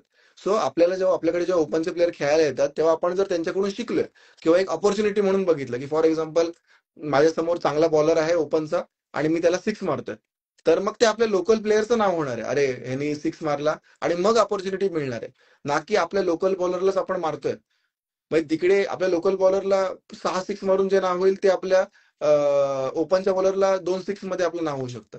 सो एक ऑपॉर्च्युनिटी जर बघितलं, ऑपॉर्च्युनिटी बद्दल म्हणतो, ऑपॉर्च्युनिटी म्हणून जर बघितलं हो. तर खूप चांगली ऑपॉर्च्युनिटी आहे की मला ओपनच्या प्लेअरच्या अगेन्स्ट खेळायला मिळते. पण ती ऑपॉर्च्युनिटी मिळणं पण गरजेचं आहे की खेळायलाच मिळत नसेल आणि जर तुम्ही कॅपेबल आहात तर ते खेळायला सुद्धा मिळायला हवं. सो तो एक समतोल राखला गेला पाहिजे. एक कमेंट्स आली होती किंवा एक मेसेज आला होता की अक्षय कदम आणि नंदन घरत हा, याचा तुझ्या आयुष्यात काय रोल आहे? कारण असं मला विचारायला भाग पडला की हा प्रश्न तुम्ही नक्की विचारत आहात. कोणी विचारायला सांगितलं? अनुज राऊतने हा प्रश्न विचारायला सांगितला होता. बरं. ऍक्च्युली नंदन घरत, अक्षय कदम, माझा भाऊ अजिंक्य, अ, आणि अनुज, आम्ही खूप चांगले मित्र आहोत. आणि अक्षय कदम बद्दल जर म्हणाल तर तो खूप जास्त छान मॅनेज करू शकतो. म्हणजे दमदार आमदार मध्ये पण त्याचा खूप चांगला रोल असतो. सगळ्या गोष्टींमध्ये प्लेअर सोबतचे कॉन्टॅक्ट असतील तर. आता अक्षय कदम सारखे जे मुलं आहेत की जे आपल्याकडल्या नवीन मुलाला, जो की चांगला आहे, आदर्श पाटील आपल्याकडे आता चांगला तयार होतोय, किंवा खूप सारे प्लेयर्स आहेत त्याच्यासारखे. अबू आहे खूप, म्हणजे काही मिस आउट होत असतील तर सॉरी. पण असे खूप सारे प्लेयर्स आहेत की ज्याला अक्षय कदम पुढे प्रमोट करू शकतो. कारण त्याची पुढे ओळख असल्यामुळे, किंवा तो खूप चांगला मॅनेजमेंटचं काम करू शकतो. नंदन घरत म्हणाल तर टेनिस क्रिकेट बोललं की टेनिस क्रिकेट .in ज्यांनी पहिलं सर्वात लाईव्ह सुरू केलं, तर त्यांनी अलिबागमध्ये तो रन करतोय आणि खूप चांगल्या पद्धतीने रन करतोय. असं सगळं आहे. दोघंही खूप चांगले मित्र आहेत, सगळे चौघही खूप चांगले मित्र आहेत माझे. आणि बापरे. सर्वात महत्वाचं, माझी कुठेही मॅच असू दे, रत्नागिरीला पण ते माझ्यासोबत होते. मी एकटाच होतो त्या टीम मध्ये आपल्याकडचं. आणि ते त्यांची कार घेऊन माझ्यासोबत मॅच बघायला आले होते. तर खूप चांगलं सपोर्ट करतात. मॅच जिंकू दे हरू दे, परफॉर्मन्स होऊ दे नको होऊ दे, ते सेम असतात. असं नसतं की अरे काय खेळतोय किंवा काय, चांगलं झालं तरी पण ते मला मित्रासारखे ट्रीट करतात, वाईट झालं तरी पण मित्रासारखे ट्रीट करतात. सो त्या चौघांचा रोल खूप इम्पॉर्टंट आहे. आणि सपोर्ट सिस्टीम म्हणू शकतो आपण. बरोबर. पुढला प्रश्न असा की अभिषेक, जो आबू आपण विराटचा बोलतो, तो तुझ्यासोबत खेळताना आम्हाला दिसला. त्याच्याबद्दल काय सांगशील की त्याचा काय परफॉर्मन्स आहे leather cricket? Best, good. Sir, actually Abu पूर्णपणे टेनिस बॉल क्रिकेट खेळत होता. आधी लेदर बॉल क्रिकेट पण खेळायचा, पण आपल्याकडल्या बऱ्याच मुलांना सिलेक्शन प्रोसेस माहिती नसते. त्यांच्याकडे कॅपॅसिटी असते, खूप चांगले पुढे जाऊ शकतात, पण त्यांना माहितीच नसतं की ऍक्च्युअल मध्ये प्रोसेस काय आहे. आधी सुद्धा तो लेदर क्रिकेट खेळायचा. त्यानंतर तो मागच्या वर्षी माझ्या टीम मधनं खेळायला लागला, रायगडचे सिलेक्शन मॅचेस खेळला. त्या रायगडच्या सिलेक्शन मॅचेस मध्ये तो टॉप विकेट टेकर होता. कोण जे रेग्युलर लेदर बॉल खेळत आहेत त्यांच्यापेक्षा त्यांनी जास्त विकेट काढल्या. ओके, तर त्याच्याकडे कॅलिबर होतं. ओके, तर मग तो आपल्या अकॅडमीच्या टीम मधनं खेळला आणि त्याचं रायगड डिस्ट्रिक्टला सिलेक्शन झालं. भले तो ह्या वर्षी स्टँड बाय होता, कारण पहिलं वर्ष होतं. पण बरोबर. मेहनती आहे अजून पण. त्याचं जे ट्रेनिंग चालू आहे, तो आता त्यांनी स्वतःहून ट्रेनिंग सुरू केलं. आणि मोटिवेटेड आहे, डिसिप्लिन आहे, आणि खूप चांगलं क्रिकेट खेळू शकतो, टेनिसमध्ये पण आणि लेदरमध्ये पण. कारण त्याच्याकडे ते पोटेन्शियल आहे, नॅचरली आहे. त्याला आता कोणी जास्त शिकवलं असेल मला माहिती नाहीये, पण त्याला त्याचा रिझल्ट मिळतोय. आपले खेळाडू असेच पुढे गेले पाहिजेत. म्हणजे तू पण घेऊन जा, कारण तुम्ही जे अकॅडमी सुरू केलं तिथून तुम्ही जे सुरुवात केलंस तसंच तू दुसऱ्यामध्ये फ्युचर बघत असशील, म्हणून एक्झॅक्टली, तुम्ही ती एक्झॅक्टली. सुरुवात केलेली आहे. पण असेच अनेक खेळाडूंना तू घेऊन पुढे गेला पाहिजेस, असं आमचं अलिबागकरांचं मत आहे. नक्कीच. माझा पुढला प्रश्न असा आहे की म्हणजे तू आता कर्णधार आहे, तसा तू पण कोणाच्या तरी अंडर खेळला होतास. तुझा आवडता कर्णधार कोण आहे की जो खरोखर तुला असं वाटतं की या कर्णधाराच्या हाताखाली मला जाम म्हणजे फ्रीडम भेटला असं? ओके. पुण्यातले आनंद दळवी म्हणून आहेत. महाराष्ट्रासाठी विजय हजारे ट्रॉफी खेळलेत ते. तर त्यांच्या अंडर मला खेळायला जास्त बेटर वाटतं. खूप पॉझिटिव्ह असतात, मॅच सोडत नाही, सगळ्यांना घेऊन असतात. सो अग्रेशन आणि कामनेस त्याचं कॉम्बिनेशन खूप चांगलं हँडल करतात. टेनिस मध्ये सध्या आमच्या टीम मध्ये सुद्धा मिलिंद दादा झाला, मिलिंद काठे. काही मॅचेस खेळतो आता, लास्ट 2 वर्षापर्यंत रेग्युलर खेळत होता. सो तो पण विकेटच्या पाठी उभा राहून खूप चांगल्या गोष्टी सांगतो, काय करायला हवं. शांत असतो. शांत राहणं खूप गरजेचं आहे, आणि तो काय करायला पाहिजे ते सांगतो. तो त्याच्या अंडर खेळायला पण खूप जास्त आवडतं. तुझ्या मते युवा खेळाडूंनी जास्त क्रिकेटकडे गेलं पाहिजे की त्यांच्या फ्युचरकडे गेलं पाहिजे? तुला काय सांगावं असं वाटतं? युवा खेळाडूंसाठी काय संदेश देईल सगळ्या ओव्हरऑल, फिटनेस पासून सगळ्या गोष्टी? सर्वात महत्वाचं की क्रिकेट खेळलं पाहिजे, क्रिकेटमध्ये इम्प्रुव्हमेंट होण्यासाठी खेळलं पाहिजे आणि सिलेक्शनसाठी आणि पुढे जाण्यासाठीच खेळलं पाहिजे पूर्ण जिद्दीने. पण साईड बाय साईड शिक्षण पण तेवढंच इम्पॉर्टंट आहे. मी स्वतः क्रिकेट खेळून आता माझं ग्रॅज्युएशन कम्प्लीट झालंय फर्स्ट क्लासनी, बीबीए कम्प्लीट झालंय माझं.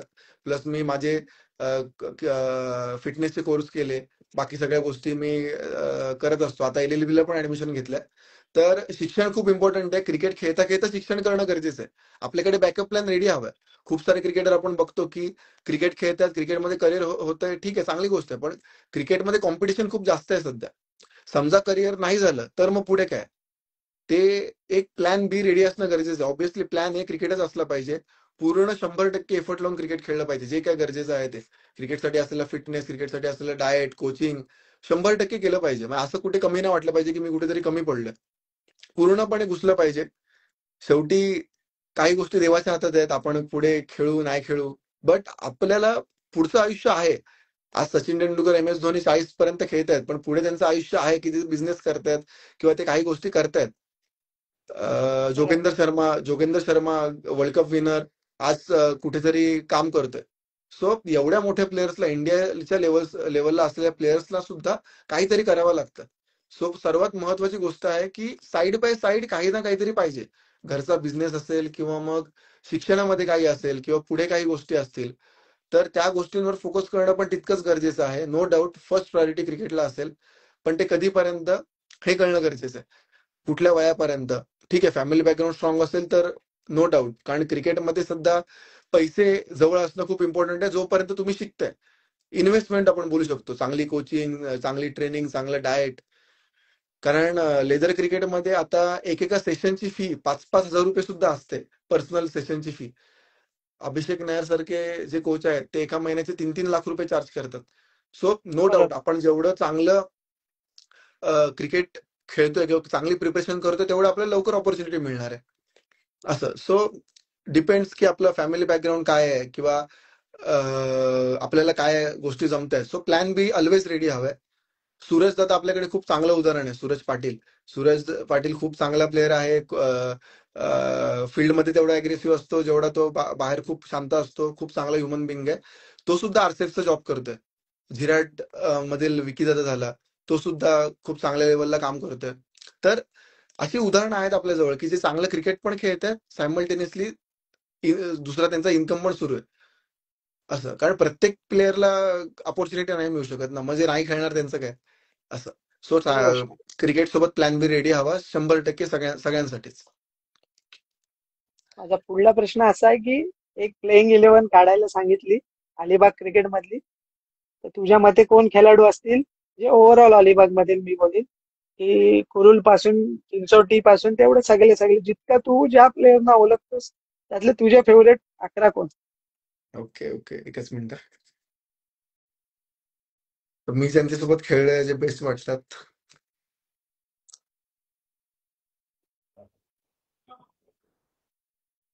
बॉलर पासून सुरुवात करूया आपण.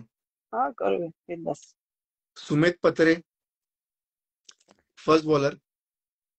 निखिल पाटील, की जो बॉलिंग ऑलराऊंडर आहे, जो बॅटिंग पण करून देईल आणि बॉलिंग पण करेल. थर्ड बॉलर पिंट्या दादा हा शिवराचा. ऑल टाइम पाहिजे की रिसेंटली पाहिजे? ऑल टाइम, ऑल टाइम दे.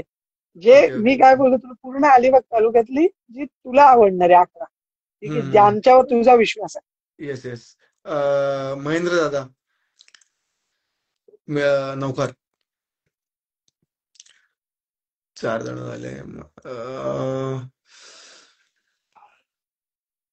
निशांत कडवे,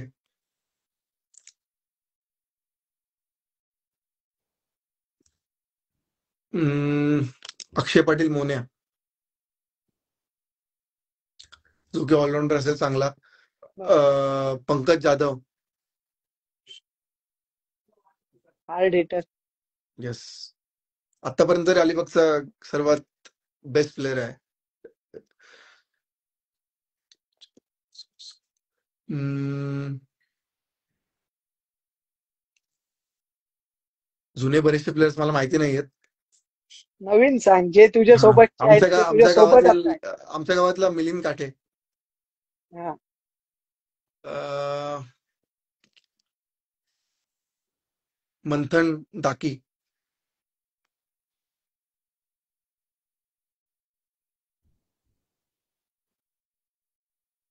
नऊ. महेंद्र दादा झाला. नवगाव मधील विनोद वाटकरे.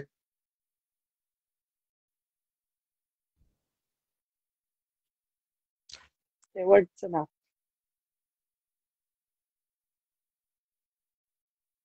शेवटचं नाव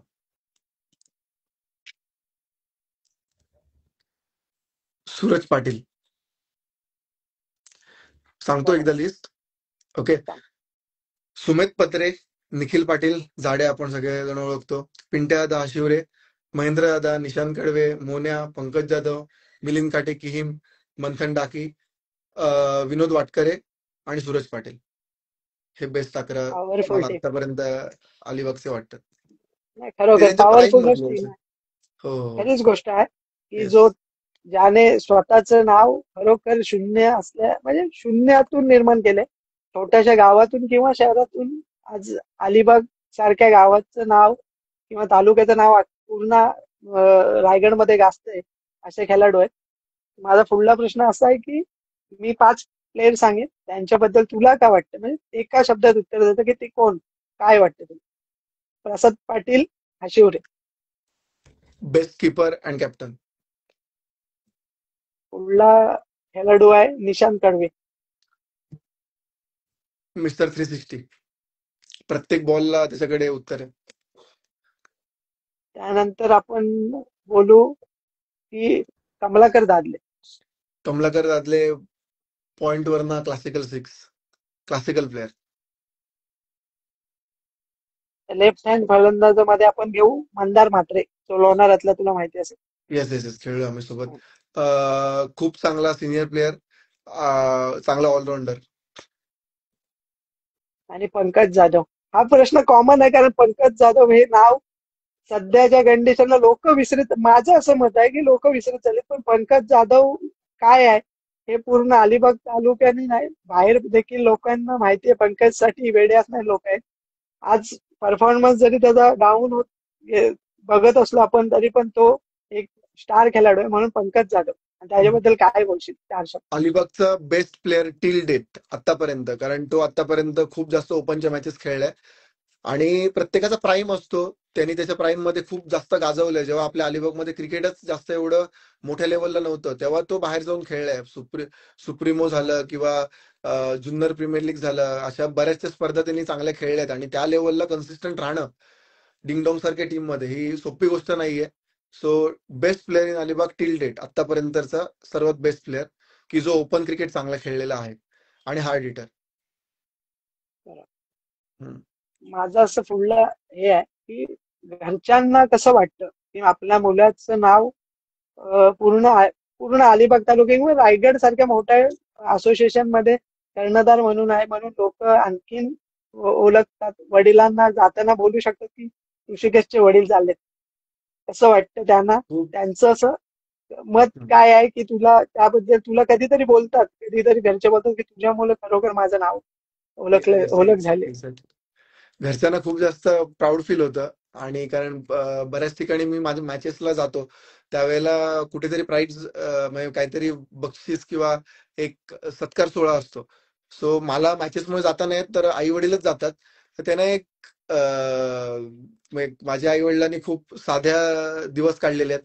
त्यानंतर वडील आरसीएफला लागले, थोडे दिवस चेंज होत गेले, पण त्यांना खूप प्राऊड फील होतं की त्यांना ज्या गोष्टी करता नाही आल्या, सो त्या माझ्यामध्ये ते बघतात आणि अजूनही मला खूप जास्त सपोर्ट करतात. म्हणजे अगदी सकाळी उठून जायचं असेल, आई सकाळी लवकर उठते, डबा बनवते आणि मी कुठेही बाहेर गेलो अजूनही मला वडिलांचे कमीत कमी 4 ते 5 फोन येतात. मी उचलले नाही तरी पण आणि मी मॅच मध्ये असेल तरी पण, कुठेही जाऊ दे मी जगामध्ये, त्यांचे 4-5 फोन असतात म्हणजे असतात. सो खूप जास्त ते प्रेम करतात. क्रिकेटसाठी कधी त्यांचं नाही नसतं. कुठलीही मॅच असू दे, गावातली मॅच असेल तरी पण, आणि अजून मोठी मॅच असेल कुठली तरी सुद्धा ते खूप जास्त सपोर्ट करतात. बरं. तुझं लेदर क्रिकेटमध्ये पुढं फ्युचर काय आहे हे आम्हाला पण ऐकून गेला. आता हम्म, कसं हम्म. आहे, रायगड मधून आणखीन पुढे काय काय स्टेप असतात आणि मग इंडियन क्रिकेटमध्ये आम्हाला दिसेल का ऋषिकेश? येस, 100% प्रयत्न आहे. अजून सुद्धा त्या गोष्टीचा विचार करतो. कॉम्पिटिशन वाढली आहे. लोकांना फास्ट गेम हवाय. सो मी सुद्धा प्रिपरेशन पण सध्या त्याच गोष्टीची करतोय, की मला कसं स्टँडर्ड होता येईल. आता टेक्निकल खेळ तेवढा राहिलेला नाहीये. आता जास्त हार्ड हिटिंग, आपण रिंकू सिंगला बघतोय, तुम्ही मगाशी रिषभ पंत वगैरे झाले, राणा झाला, तर ते हार्ड हिटर आहेत खूप जास्त. त्यांना लवकर ऑपॉर्च्युनिटीज आहेत, हार्दिक पांड्या वगैरे सारखे. सो सध्या हार्ड हिटिंग कडे जास्त लक्ष आहे लेदर क्रिकेटमध्ये सुद्धा. कन्सिस्टंटली कसं हार्ड हिटिंग करू शकतो. आता एमपीएल सारखा प्लॅटफॉर्म झाला, एमपीएल सारख्या ठिकाणी जर चान्स मिळाला, तिकडे परफॉर्मन्स करून पुढे आयपीएलचे स्क्वॉड त्या मॅचेस बघण्यासाठी येतात. सो तिकडून पुढे बरोबर. आपल्याला आयपीएल साठी संधी मिळू शकते. सो अजून एक दोन स्टेप अजून आहेत, की तिकडे जर ऑपॉर्च्युनिटी मिळाली आणि तिकडे परफॉर्मन्स झाला, नो डाऊट त्यासाठी माझा स्वतःचा फिटनेस आणि क्रिकेट या दोन्ही गोष्टी चालू आहेत. तर आयपीएल पर्यंत जाणं सोपं होऊ शकतं, आणि आयपीएल मधून पुढे इंडियन क्रिकेट टीम. नक्कीच. या जर्नीसाठी तुला आम्ही सदिच्छा देतो. कारण आपल्याकडे बरेच खेळाडूंचं स्वप्न असतं की पुढे पुढे जावं आणि नाव व्हावं. हे तू आता करतोय. प्रसाद कर्वेबद्दल थोडंसं बोलावं लागेल, कारण ज्या वेळेला आपण लहान होतो ना तेव्हा तो आयकॉन म्हणून खेळत होता. एक्झॅक्टली, हे एक्झॅक्टली. पण तेवढंच खरं आहे, कारण आमच्या करेक्ट. संघातून जय हनुमान गार्ले संघातून तो आयकॉन म्हणून आम्ही त्याला आणलं आहे.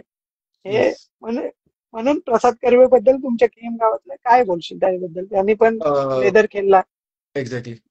ऍक्च्युली प्रसाद कर्वेबद्दल मी एक गोष्ट सांगेन, बऱ्याच जणांना माहिती नसेल, की जेव्हा रायगडमध्ये एकदा आयपीसीएलच्या ग्राउंडवर पांडुरंग साळोगर पेस फाउंडेशन नावाचा एक फास्ट बॉलिंगचा कॅम्प होता. तर तो त्याच्यासोबत मला वाटतं नरेश ठोंबरे होता, आणि अजून दोघ जण होते रायगडचे, आणि बाकी सगळे ऑल ओव्हर महाराष्ट्रातली मुलं होती. आणि तो एकमेव प्लेअर होता की जो त्या कॅम्पला सिलेक्ट झाला. तर खूप चांगलं पोटेन्शियल, बॅटिंग, बॉलिंग, इव्हन तो कबड्डी सुद्धा खूप चांगला खेळायचा, अभ्यासामध्ये पण तितकाच हुशार होता. खूप जास्त चांगलं पोटेन्शियल होतं. अं, कडून शिकण्यासारख्या खूप गोष्टी आहेत खेळा रिलेटेड, की त्याच्याकडे ऍक्च्युली नॅचरल बॉडी, एक आपण बोलतो जेनेटिकली स्ट्रॉंग बॉडी होती, की ज्याला ती खेळायला पण थोडं हेल्प हेल्प होतो त्या गोष्टीचा, आणि त्याला तेवढी आवड सुद्धा होती. सो बरोबर. त्याच्याकडून सुद्धा खूप गोष्टी शिकतो मी अजूनही, ऍज अ सिनियर प्लेअर म्हणून. आणि सध्या कामामुळे त्याला खेळता येत नाही, बट त्याला पण खेळायची खूप जास्त आवड आहे. लेदर क्रिकेटला तो येतो कारण ती विकेंडला मॅचेस असल्यामुळे, पण खेळायला मजा येते. आपल्या क्रिकेटचं म्हणजे ग्रामीण क्रिकेटकडे तुला बघण्याचा दृष्टिकोन काय आहे, की काय बदल व्हायला पाहिजे? काय असं नवीन होईल की जेणेकरून आपले प्लेयर आणखीन बाहेर निघून जातील असं? हम्म. सर्वात महत्वाचं ना, आपल्याकडचे जे नियम आहेत ते पहिली गोष्ट सगळ्यांसाठी सेम हवेत. आपल्याकडे आपण बघतो काय काय ठिकाणी 20 फॉलांची विकेट आहे, काय काय ठिकाणी 26ची आहे, काय काय ठिकाणी छोटी विकेट आहे, काय काय ठिकाणी मोठी विकेट आहे, काय काय ठिकाणी वाईड छोटे आहेत, काय काय ठिकाणी वाईड मोठे आहेत, आणि नियम पण वेगळे आहेत. म्हणजे मला असं बऱ्याच वेळेला होतं, अरे हा नियम कुठला आहे, असं मी जेव्हा खेळतो तेव्हा असं बऱ्याच वेळेला झालेलं, पण ठीक आहे, ते एक्सेप्ट करणं गरजेचं आहे. तर त्याबद्दलचं एज्युकेशन, चांगले अंपायरचे रायगड डिस्ट्रिक्ट खूप सारे चांगले चांगले कोर्सेस आणि सेमिनार फ्री ऑफ कॉस्ट ठेवतं. तर अंपायर्सनी स्वतः क्वालिफाईड होणं गरजेचं आहे. परत सगळ्यांसाठी एक नियम बनला पाहिजे. मला वाटतं खोपोलीचं क्रिकेट असोसिएशन आहे, पनवेलचं आहे, की त्यांचं एक होल्ड आहे की त्या सगळ्या टीम तर एकच रूल बुक नुसार चालतात. ते खूप गरजेचं आहे. कारण एखादा प्लेअर जर फॉर एक्झाम्पल माझ्या टीम मधला प्लेअर वाईड यॉर्कर टाकायची प्रॅक्टिस करतोय, आणि माझ्याकडे जर मोठा वाईड आहे, आणि दुसरीकडे जाऊन तो छोट्या वाईडवर बॉलिंग टाकतो, तर त्याचा बॉल वाईड ऑर्करचा वाईडच पडणार आहे. सो ते प्रोफेशनलिझम येणं गरजेचं आहे. आणि जास्तीत जास्त जेवढ्या लाईव्ह मॅचेस होतील, जेवढ्या आपण आपल्याकडून कन्सिस्टंटली तालुक्याची टीम बाहेर जाईल, तेवढे आपले प्लेअर वरती जातील, जे की होत नाही आता कन्सिस्टंटली. आपली तालुक्याची टीम बाहेर खेळायला जाणं गरजेचं आहे. जे खरंच चांगले प्लेअर आहेत त्यांना चान्स देणं गरजेचं आहे. एक काय दोन टीम्स पण जाऊ शकतात. आपल्याकडे खूप चांगले चांगले स्पॉन्सर्स आहेत की जे ह्या गोष्टी करू शकतात. तर ह्या बरोबर. गोष्टीमुळे आपलं क्रिकेट वाढू शकतं, की आपण जेवढं बाहेर खेळू, बाहेर आपल्या तालुक्याची टीम जाईल, त्या गोष्टीमुळे क्रिकेट खूप जास्त वाढू शकतं. आणि थोडं प्रोफेशनली बघणं गरजेचं आहे. आपल्या खाण्यावर कंट्रोल हवाय, आपल्या फिटनेसकडे लक्ष हवंय. जर आपल्याला मोठं क्रिकेट खेळायचं असेल तर फक्त पोटेन्शियल असून होत नाही, तर त्यासाठी हार्डवर्क करावं लागतं. बस थोडं हार्डवर्क कन्सिस्टंटली करणं गरजेचं आहे. खरी गोष्ट हा. आहे. मॅन ऑफ द सिरीज जी सर्वात मोठी गोष्ट असते आपल्यासाठी, ती तुला म्हणजे किती भेटल्यात आजपर्यंत? मॅन ऑफ द सिरीज किती भेटल्यात टेनिस मध्ये असू टेनिस दे किंवा क्रिकेट टेनिस क्रिकेट रिसेंटली खेळायला सुरुवात केली. आतापर्यंत 5 मॅन ऑफ द सिरीज मिळालेले आहेत. आणि लेदर मध्ये आतापर्यंत 15 मॅन ऑफ द सिरीज मिळालेल्या आहेत. सर्वात मोठी धावसंख्या म्हणजे एक ओके ओके. हा आपला असतो हा. ना. Okay okay okay. टेनिसमध्ये सर्वात मोठी धावसंख्या 69 नॉटआउट सातीरच्या ग्राउंडवर. आणि लेदरमध्ये 203 नॉटआउट. हा, म्हणजे ते एका फायनल होती आमची. आणि ती हा, फायनलला ती इनिंग आली अगेन्स्ट पीवायसी. पुण्यातला एक खूप चांगला क्लब आहे पीवायसी हिंदू जिमखाना. त्यांच्या अगेन्स्ट आमची वन डेची फायनल होती. आणि त्या फायनलला आम्ही 40 ओव्हर 45 ओव्हरमध्ये 400 रन केल्या होत्या. आणि बरं त्यातल्या 203 नॉट आउट माझा स्कोर झाला. बरं. हम्म. पुढला प्रश्न असा आहे की क्रिकेटसाठी वेल म्हणजे प्रत्येकाने वेळ दिला पाहिजे, एक एक विशिष्ट टाइम दिला पाहिजे की इतका वेळ प्रॅक्टिस, इतका वेळ, त्यांनी फरक पडतोच, त्याबद्दल का प्रश्नच नाही. पण क्रिकेटला जाण्यासाठी किंवा तुमच्या त्या अकॅडमीला पाठवण्यासाठी काय सांगशील तू पालकांना की अकॅडमी जॉईन केली पाहिजे की नाही केली पाहिजे? सर्वात महत्वाची गोष्ट पालकांसाठी की प्रत्येकाला वाटतं की आपला मुलगा विराट कोहली, रोहित शर्मा व्हावा. सो ती सर्वात महत्वाची गोष्ट की पालकांनी पेशन्स ठेवणं गरजेचं आहे. मुलं मुलं क्रिकेट एन्जॉय करतात, लहान मुलं क्रिकेट एन्जॉय करतात, कुठल्याही मुलं क्रिकेट एन्जॉय करतात. तर मग ते एन्जॉय करता आलं पाहिजे. जर आपण एखादा गेम एन्जॉय करतो तर आपली डेव्हलपमेंट चांगली होते. आपण जर पालक प्रेशराईज करतात काय डेव्हलपमेंट होते की नाही, होते की नाही, होते की नाही, घरी बसून मोबाईल खेळण्यापेक्षा तर क्रिकेट खेळणं कधीही चांगलं आहे. ऍक्च्युली क्रिकेटमुळे आपल्याला खूप जास्त गोष्टी शिकता येतात. म्हणजे मी अजूनही खूप गोष्टी शिकतो क्रिकेटमधनं. म्हणजे क्रिकेट मध्ये मी सांगेन की पूर्ण लाईफ मध्ये कसं वागावं हे आपल्याला समजतं. सर्वात बेस्ट एक्झाम्पल की मी आधीच्या मॅचला 100 रन केल्यात, तरी पण मला सुरुवात पुढच्या मॅचला 0 रन पासून करायची. आणि जरी मी 0 रन केलं तरी पण पुढच्या मॅचला मला 0 रन पासून सुरुवात करायची. माझा स्कोअर काही 100 केल्यामुळे पुढच्या मॅचला 101 102 होणार नाहीये. सो बरं. तसंच आहे की क्रिकेटमध्ये आपल्याला शिकता येतं की प्रत्येक दिवस वेगळा आहे. आधीचा दिवस आपला खराब असेल, पुढचा दिवस चांगला असेल, तरी पण नेक्स्ट डेला आपण न्यूट्रल माइंडसेटनी आणि पॉझिटिव्ह माइंडसेटनी जाणं गरजेचं आहे. आणि प्रेझेंटमध्ये राहायला शिकवतं क्रिकेट. जर आपण क्रिकेटमध्ये आपण प्रेझेंटमध्ये नाही राहिलो, आपण जर पुढचा किंवा आधीचा विचार केला, तर आपण तो बॉल मिस करतो किंवा आपण त्या बॉलला आपल्या 100% आउटपुट नाही देऊ शकत. तर सर्वात महत्वाची गोष्ट आहे की आपण प्रेझेंटमध्ये राहिलं पाहिजे. पालकांना मी एवढंच सांगेन की मुलाला क्रिकेट एन्जॉय करू दे. जर त्याच्यामध्ये पोटेन्शियल असेल तर तो नक्की पुढे जाईल. तुम्ही त्याला आवडत्या गोष्टी पुरवणं गरजेचं आहे. 1.5 लाखाचा हल्ली आयफोन सहज घेऊन देतात. पण क्रिकेटची एक जी काही 5-10 हजारची बॅट असेल किंवा जे काही किट असेल ते घेऊन देणं नक्कीच पॉसिबल आहे. तो ऍटलीस्ट ऍक्टिव्हिटी करतोय. मोबाईलमध्ये डोकं घालून थोडं माइंड डायव्हर्ट होण्यापेक्षा क्रिकेटमध्ये तो टीम बॉन्डिंग शिकू शकतो. क्रिकेटमध्ये तो सेल्फ बिलीव्ह शिकू शकतो. क्रिकेटमध्ये शांत राहायला शिकू शकतो. आणि क्रिकेटमध्ये जगाशी कसं वावरावं ह्या गोष्टी शिकू शकतो. कारण लिडरशिप क्वालिटी आहे क्रिकेटमध्ये. क्रिकेटमध्ये तुम्हाला खूप गोष्टी शिकता येतात. आणि फिट फिट राहतो माणूस क्रिकेट खेळून. असं नाही होणार आहे की क्रिकेट खेळायला गेला आणि येऊन काहीतरी भांडणं केली घरी येऊन. पण मोबाईल घेऊन तसं होऊ शकतं. सो खरी गोष्ट आहे. नक्कीच पाठवलं पाहिजे. क्रिकेट असं नाही म्हणणार आहे मी, कुठलाही एखादा स्पोर्ट्स कुठलाही गेम. किंवा कुठलाही एखादी ऍक्टिव्हिटी, मलखांब झालं किंवा ग्रुप बॅचेस झालं, तर ते खूप चांगल्या पद्धतीने होऊ शकतं. सो क्रिकेट खेळायला व्यतिरिक्त पाठवलं पाहिजे. तुझा तुझा पण मी तुला पण तोच प्रश्न विचारला, क्रिकेट व्यतिरिक्त तुझा आवडता खेळ कुठला? बॅडमिंटन. तो पण क्रिकेट सारखाच आहे थोडस बोलायला झालं तर, त्यात पण तेवढे तीच ऍक्टिव्हिटी आहे. पुढला प्रश्न असा आहे की पेज बद्दल माझ्या काय सांगशील, तुझ्याकडून ऐकायला आवडेल. Yes yes yes. ऍक्च्युली तुम्ही खूप चांगलं काम करताय मी म्हणेन. कारण ना आपल्याकडला लोकल प्लेअर सध्या सोशल मीडिया सगळे वापरतात. हल्ली सकाळी उठल्यापासून सगळे सोशल मीडिया वापरतात. तुम्ही त्या प्लेअरला तुमच्या पेजवर दाखवून तो प्लेअर आज ऑल ओव्हर इंडियामध्ये फिरतं, की अरे ह्यानी अशी अशी बॅटिंग केली. तुमच्या पेजवर एखादी त्यांनी जास्त सिक्सेस मारले किंवा विकेट घेतली किंवा हाफ सेंचुरी केली, मॅन ऑफ द मॅच घेतली, ते तुमच्या पेजद्वारे सगळ्या लोकांना कळतं. तर खूप चांगलं काम चालू आहे की आपल्याकडचा लोकल प्लेअर प्रमोट होतोय. कारण आपण बघतो सध्या सोशल मीडियाचा जमाना आहे. जेवढं लोकांना आपण दिसू किंवा जेवढं आपल्याकडचे प्लेअर लोकांना दिसतील तेवढं लोकांना कळेल अरे की हा प्लेअर चांगला आहे.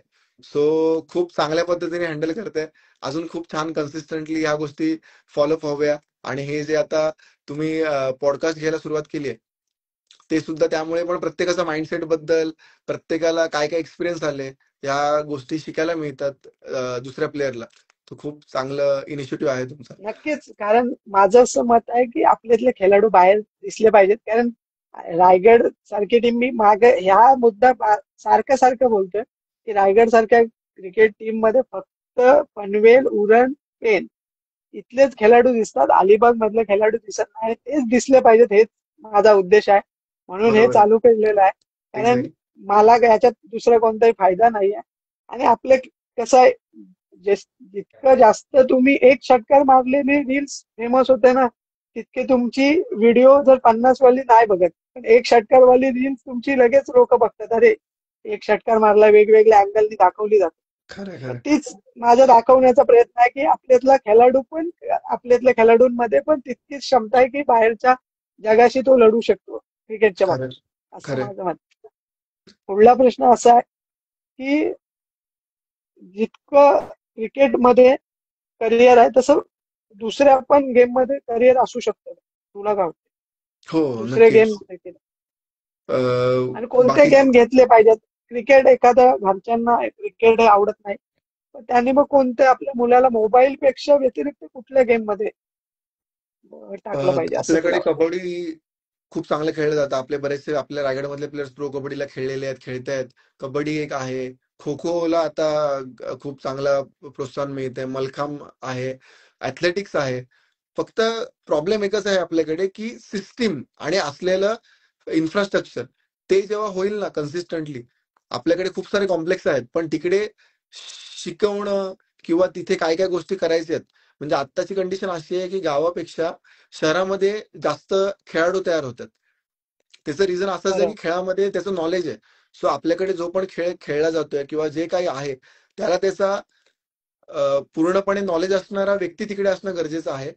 आणि एखादा प्लेअर असेल तर मग त्याला प्रमोट करणं गरजेचं आहे. प्रत्येक खेळाडूची परिस्थिती नसते की तो खर्च करू शकतोय किंवा त्याला लिमिटेशन आहेत. तर त्यावेळेला आपल्याकडचे जे कोणी मोठी माणसं आहेत किंवा जे काही आपल्याकडे गव्हर्नमेंटच्या स्कीम आहेत त्या त्याला मिळणं गरजेचं आहे की जेणेकरून तो पुढे जाऊ शकतो. कारण खेळामध्ये सध्या खूप जास्त स्कोप आहे. नीरज चोप्रा झाला, आपण बघतोय जॅव्हलिन थ्रो झालं, चेस झालं. खूप गोष्टी आहेत की ज्याच्यामध्ये मुलगा पुढे जाऊ शकतो. फक्त आपल्या अलिबागमध्ये ते अजून इन्फ्रास्ट्रक्चर नाहीये. त्या इन्फ्रास्ट्रक्चरसाठी आहेत इन्फ्रास्ट्रक्चर पण प्रॉपर नाहीये. आपल्याकडे क्रिकेटचे ग्राउंड आहेत, आपल्याकडे रिलायन्सचं ग्राउंड आहे.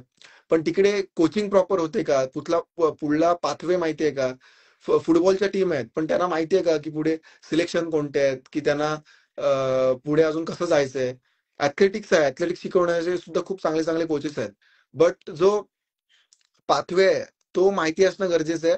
आणि सिंपल आहे की एखादा खेळाडू कमीत कमी चुका जेवढ्या करेल तेवढा तो लवकर मोठा होतो. एखादा प्लेअर जर चुका करत राहिला तर मग तो मोठा होणं थोडं डिफिकल्ट जातं किंवा वेळ लागतो. तर मग तेच आहे की त्या चुका सुधारवणारा माणूस असणं, तिकडे कॅपेबल माणूस असणं गरजेचं आहे आणि त्याला या सगळ्या गोष्टी माहिती असणं गरजेचं आहे. सो प्रॉपर इन्फ्रास्ट्रक्चर आणि एज्युकेशन स्पोर्ट्स रिलेटेड असू दे ते खूप जास्त इम्पॉर्टंट आहे सध्याच्या कंडिशनला. खरं. माझा पुढला प्रश्न असा आहे की लीग मॅचेंमुळे ग्रामीण क्रिकेट मधल्या ज्या टुर्नामेंट असतात त्या कमी होत आहेत का? लीग मॅचेंचा प्रभाव जास्त पडतोय. तुला काय वाटतं? ऍक्च्युली मी म्हणेन की लीग मॅच होत आहेत ती खूप चांगली ऑपॉर्च्युनिटी आहे. अलिबाग प्रीमियर लीग असू दे, चॅम्पियन्स ट्रॉफी असू दे, दमदार आमदार असू दे, पीएनपी असू दे, खूप सारे लीग्स होत आहेत. ते खूप चांगली ऑपॉर्च्युनिटी आहे प्रत्येकाला. आता आपली दमदार आमदार आणि अलिबाग प्रीमियर लीग आणि ह्या सगळ्या लीगचं नाव जे आहे ना ते ऑल ओव्हर इंडिया पसरलंय. मोठे मोठे प्लेयर म्हणतात अरे तुमच्याकडे थार दिली, असं दिलं, तसं खूप जास्त वॉचिंग आहे. तर त्या वॉचिंगमुळे प्लेअर मोठा होणार आहे किंवा त्या प्लेअरला पुढे जाता येणार आहे. आणि ग्रामीण बरोबर. क्रिकेट सुद्धा चालूच राहणार आहे. प्रत्येक टीमची एक एक टुर्नामेंट होतेच दरवर्षी. आपल्याकडे 100+ टीम आहेत. तर मग त्या ग्रामीण क्रिकेटमध्ये जे चांगले प्लेयर्स आहेत, ज्यांना तिकडे त्या लीग मॅचच्या प्रेशर सिच्युएशन मध्ये अंडर फ्लड लाईट्स एवढी जास्त माणसं आहेत, त्याचं प्रेशर हँडलिंगची सवय होते. तर आता जे चालू आहे गेल्या काही वर्षापासून ते खूप चांगले आहे. पूर्वी नव्हत्या ह्या गोष्टी, त्यामुळे खूप आधीचे चांगल्या प्लेयर्सला तो प्लॅटफॉर्म नाही मिळाला, पण आताच्या प्लेअरला खूप चांगला प्लॅटफॉर्म आहे. सो त्यासाठी लोकांनी प्लेयर्सनी प्रिपेअर राहणं गरजेचं आहे की तेवढं फिजिकली फिट राहायला पाहिजे, प्रत्येक शॉटची प्रॅक्टिस करायला पाहिजे. आपण बघतोय सध्या की आपल्याकडे 2 बॉल 1 किंवा 12-12 बॉल खेळलं जातं, पण त्यामुळे आपलं बॅटिंग किंवा आपली बॉलिंग डेव्हलप नाही होणार आहे. जे जे मोठे मोठे प्लेयर्स आहेत, रजत मुंडे सारखे झाले, केतन म्हात्रे सारखे झाले, सुमित ढेकळे सारखे झाले, की जे 200-200, 300-300 सरफराज खान सारखे प्लेयर्स आहेत, की आता त्याला इंडियन टीम मध्ये सिलेक्ट होणं कठीण आहे, पण तो रोजचे 500 बॉल खेळतो. तो युपीला असला तरी बरोबर. 500 बॉल खेळतो. तो इथे असेल, मुंबईमध्ये असेल तरी 500 बॉल खेळतो. सो कन्सिस्टन्सी आणि प्रॅक्टिस इम्पॉर्टंट आहे. तर मग आपण कुठल्याही लेवलला खेळू शकतो. कारण जशी जशी लेवल वाढते, ग्रामीण मधनं आपण लीग मॅचला आलो, लीग मॅच मधनं आपण ओपनला गेलो, ओपन मधनं अजून पुढे प्लॅटफॉर्म आहेत, तर तेवढी तेवढी आपली प्रॅक्टिस कठीण किंवा डिफिकल्ट असणं गरजेचं आहे. जेवढी प्रॅक्टिस डिफिकल्ट करू, तेवढं आपल्याला त्या टुर्नामेंटला कमी स्ट्रगल करावं लागतं. बरोबर. मेहनत. माझा तुला शेवटचा प्रश्न, की तुला बॅटिंग करायला जास्त आवडेल की बॉलिंग? कारण बॉलिंग करताना अजूनपर्यंत बघितलं पण माझ्या मते तरी करावी, कारण ऑलराऊंडरला सगळ्यात जास्त महत्व आहे. म्हणून विचारतोय, बॉलिंग बॅटिंग दोन्ही पण पैकी काय आवडतं? बॅटिंग जास्त फर्स्ट प्रायोरिटी. इव्हन लेदरला पण मी पार्ट टाइम ऑफ स्पिन टाकतो, किपिंग पण करतो. पण बॅटिंग फर्स्ट प्रायोरिटी. आणि बॉलिंग मी आमच्या टीमच्या टीम मधनं करतोच. तर बॅटिंग फर्स्ट प्रायोरिटी तरी सुद्धा. आणि तुझ्या अंडर म्हणजे लेदर क्रिकेटमध्ये जे अंडर 19 किंवा अंडर 14 असे हे असतात, त्यातली कुठली बेस्ट टीम तुला वाटली आजपर्यंतची, आतापर्यंत? म्हणजे प्रत्येक एज मधली किंवा प्रत्येक याच्यातली तू सांगू शकतो, कुठली अशी बेस्ट टीम वाटली की ज्यांच्यासोबत खरोखर मला हे भेटलं, सपोर्ट मी भेटला, अशी मी कुठली? त्यामध्ये एक गोष्ट सांगेन की टेनिस क्रिकेटची खरी सुरुवात झाली आमची. सुरुवातीला अलिबागमध्ये अंडर 19 हा कन्सेप्ट आला होता खूप आधी. 7-8 वर्ष झाली असतील, गोष्ट जास्त झाली असतील. तर त्यावेळेला आमची रॉयल स्ट्रायकर नावाची टीम होती. म्हणजे माझा भाऊ आहे अजिंक्य, तो आणि अनुज असे सगळे, मी असे मिळून आम्ही ती टीम बनवली होती. त्यावेळेला आमच्यामध्ये मोन्या खेळायचा, अबू खेळायचा, कुशल खेळायचा, अबू म्हातोळी. बरं. परत अंकित म्हणून एक प्लेअर आहे धोकोड्याचा, तो खेळायचा. परत माहित कूर खेळायचा, अनुज राऊत खेळायचा, आणि असे बरेचसे प्लेअर खेळायचे, रब्बान शेख खेळायचा. सो त्यावेळेला आमची खूप स्ट्रॉंग टीम होती. म्हणजे आम्ही त्यावेळेला सुरुवातीला जेव्हा सुरुवात झाली अलिबागमध्ये, तेव्हा अंडर 19 टेनिस बॉल क्रिकेट नव्हतं. आणि त्यावेळेला झिराटची पण टीम असायची. त्या टीम मध्ये अजिंक्य वैद्य सारखे प्लेअर होते. तर ती एक टीम आम्हाला थोडी डिफिकल्ट जायची. पण सांगायचा उद्देश असा होता की त्यावेळेला जेव्हा अंडर 19 क्रिकेट सुरू झालं, तेव्हा आम्ही रॉयल स्ट्रायकर नावाने टीम सुरू केली होती. टी शर्ट वगैरे सगळे प्रिंट केले होते, आणि आम्ही 9 पैकी 7 फायनल जिंकलो होतो. आम्ही उरणला पण गेलो होतो. तेव्हा मिरज सुद्धा होता आपला रांजणपाड्याचा. हा. काही जर नावं मिस आउट झाली असतील तर सॉरी. आणि आम्ही उरणला जाऊन मला वाटतं दिघोडे बहुतेक, जासई की असं काहीतरी, दिघोडे नाही सॉरी, जासई असं काहीतरी नाव होतं. तिकडे आम्ही पहिला नंबर मारला होता. सो उरणला आम्ही 2 नंबर मारले आणि बाकी 6 नंबर अलिबागमध्ये मारले. आणि 2 टुर्नामेंटला आम्ही हारलो. सो ते एक मिस आउट होत होतं. तिकडून पण माझी एक टेनिस बॉलची सुरुवात झाली. तर त्या टीम मध्ये मला अगदी 6व्या 7व्या नंबरला बॅटिंग यायची, कारण एवढे सगळे चांगले चांगले प्लेयर्स आमच्याकडे होते. मोन्या होता, अबू होता, अनुज होता, माहीत होता. मॅक्झिमम बरं. तेव्हा सिरीज अनुज आणि माहीत घ्यायचे, कारण ते दोघंही बॉलिंग टाकायचे. आणि मोन्या सुद्धा त्यावेळेला, म्हणजे तेव्हापासून माझा आणि मोन्याचा कॉन्टॅक्ट आहे. म्हणजे त्यापासून मित्र आहे बरं. तो. धन्यवाद तू दिलेला सर्व मुलाखतीबद्दल. कारण येस. तुझा तिन्ही पण अनुभव, तसं माझ्या मते तिन्ही अनुभव क्रिकेटमध्ये, क्रिकेटच नाव आहे पण लेदर, टेनिस आणि रबर मधला अनुभव सांगितलेस, त्याबद्दल तुझा वेळ दिलास, त्याबद्दल खरोखर आभार मानतो. धन्यवाद. Thank you, thank you sir.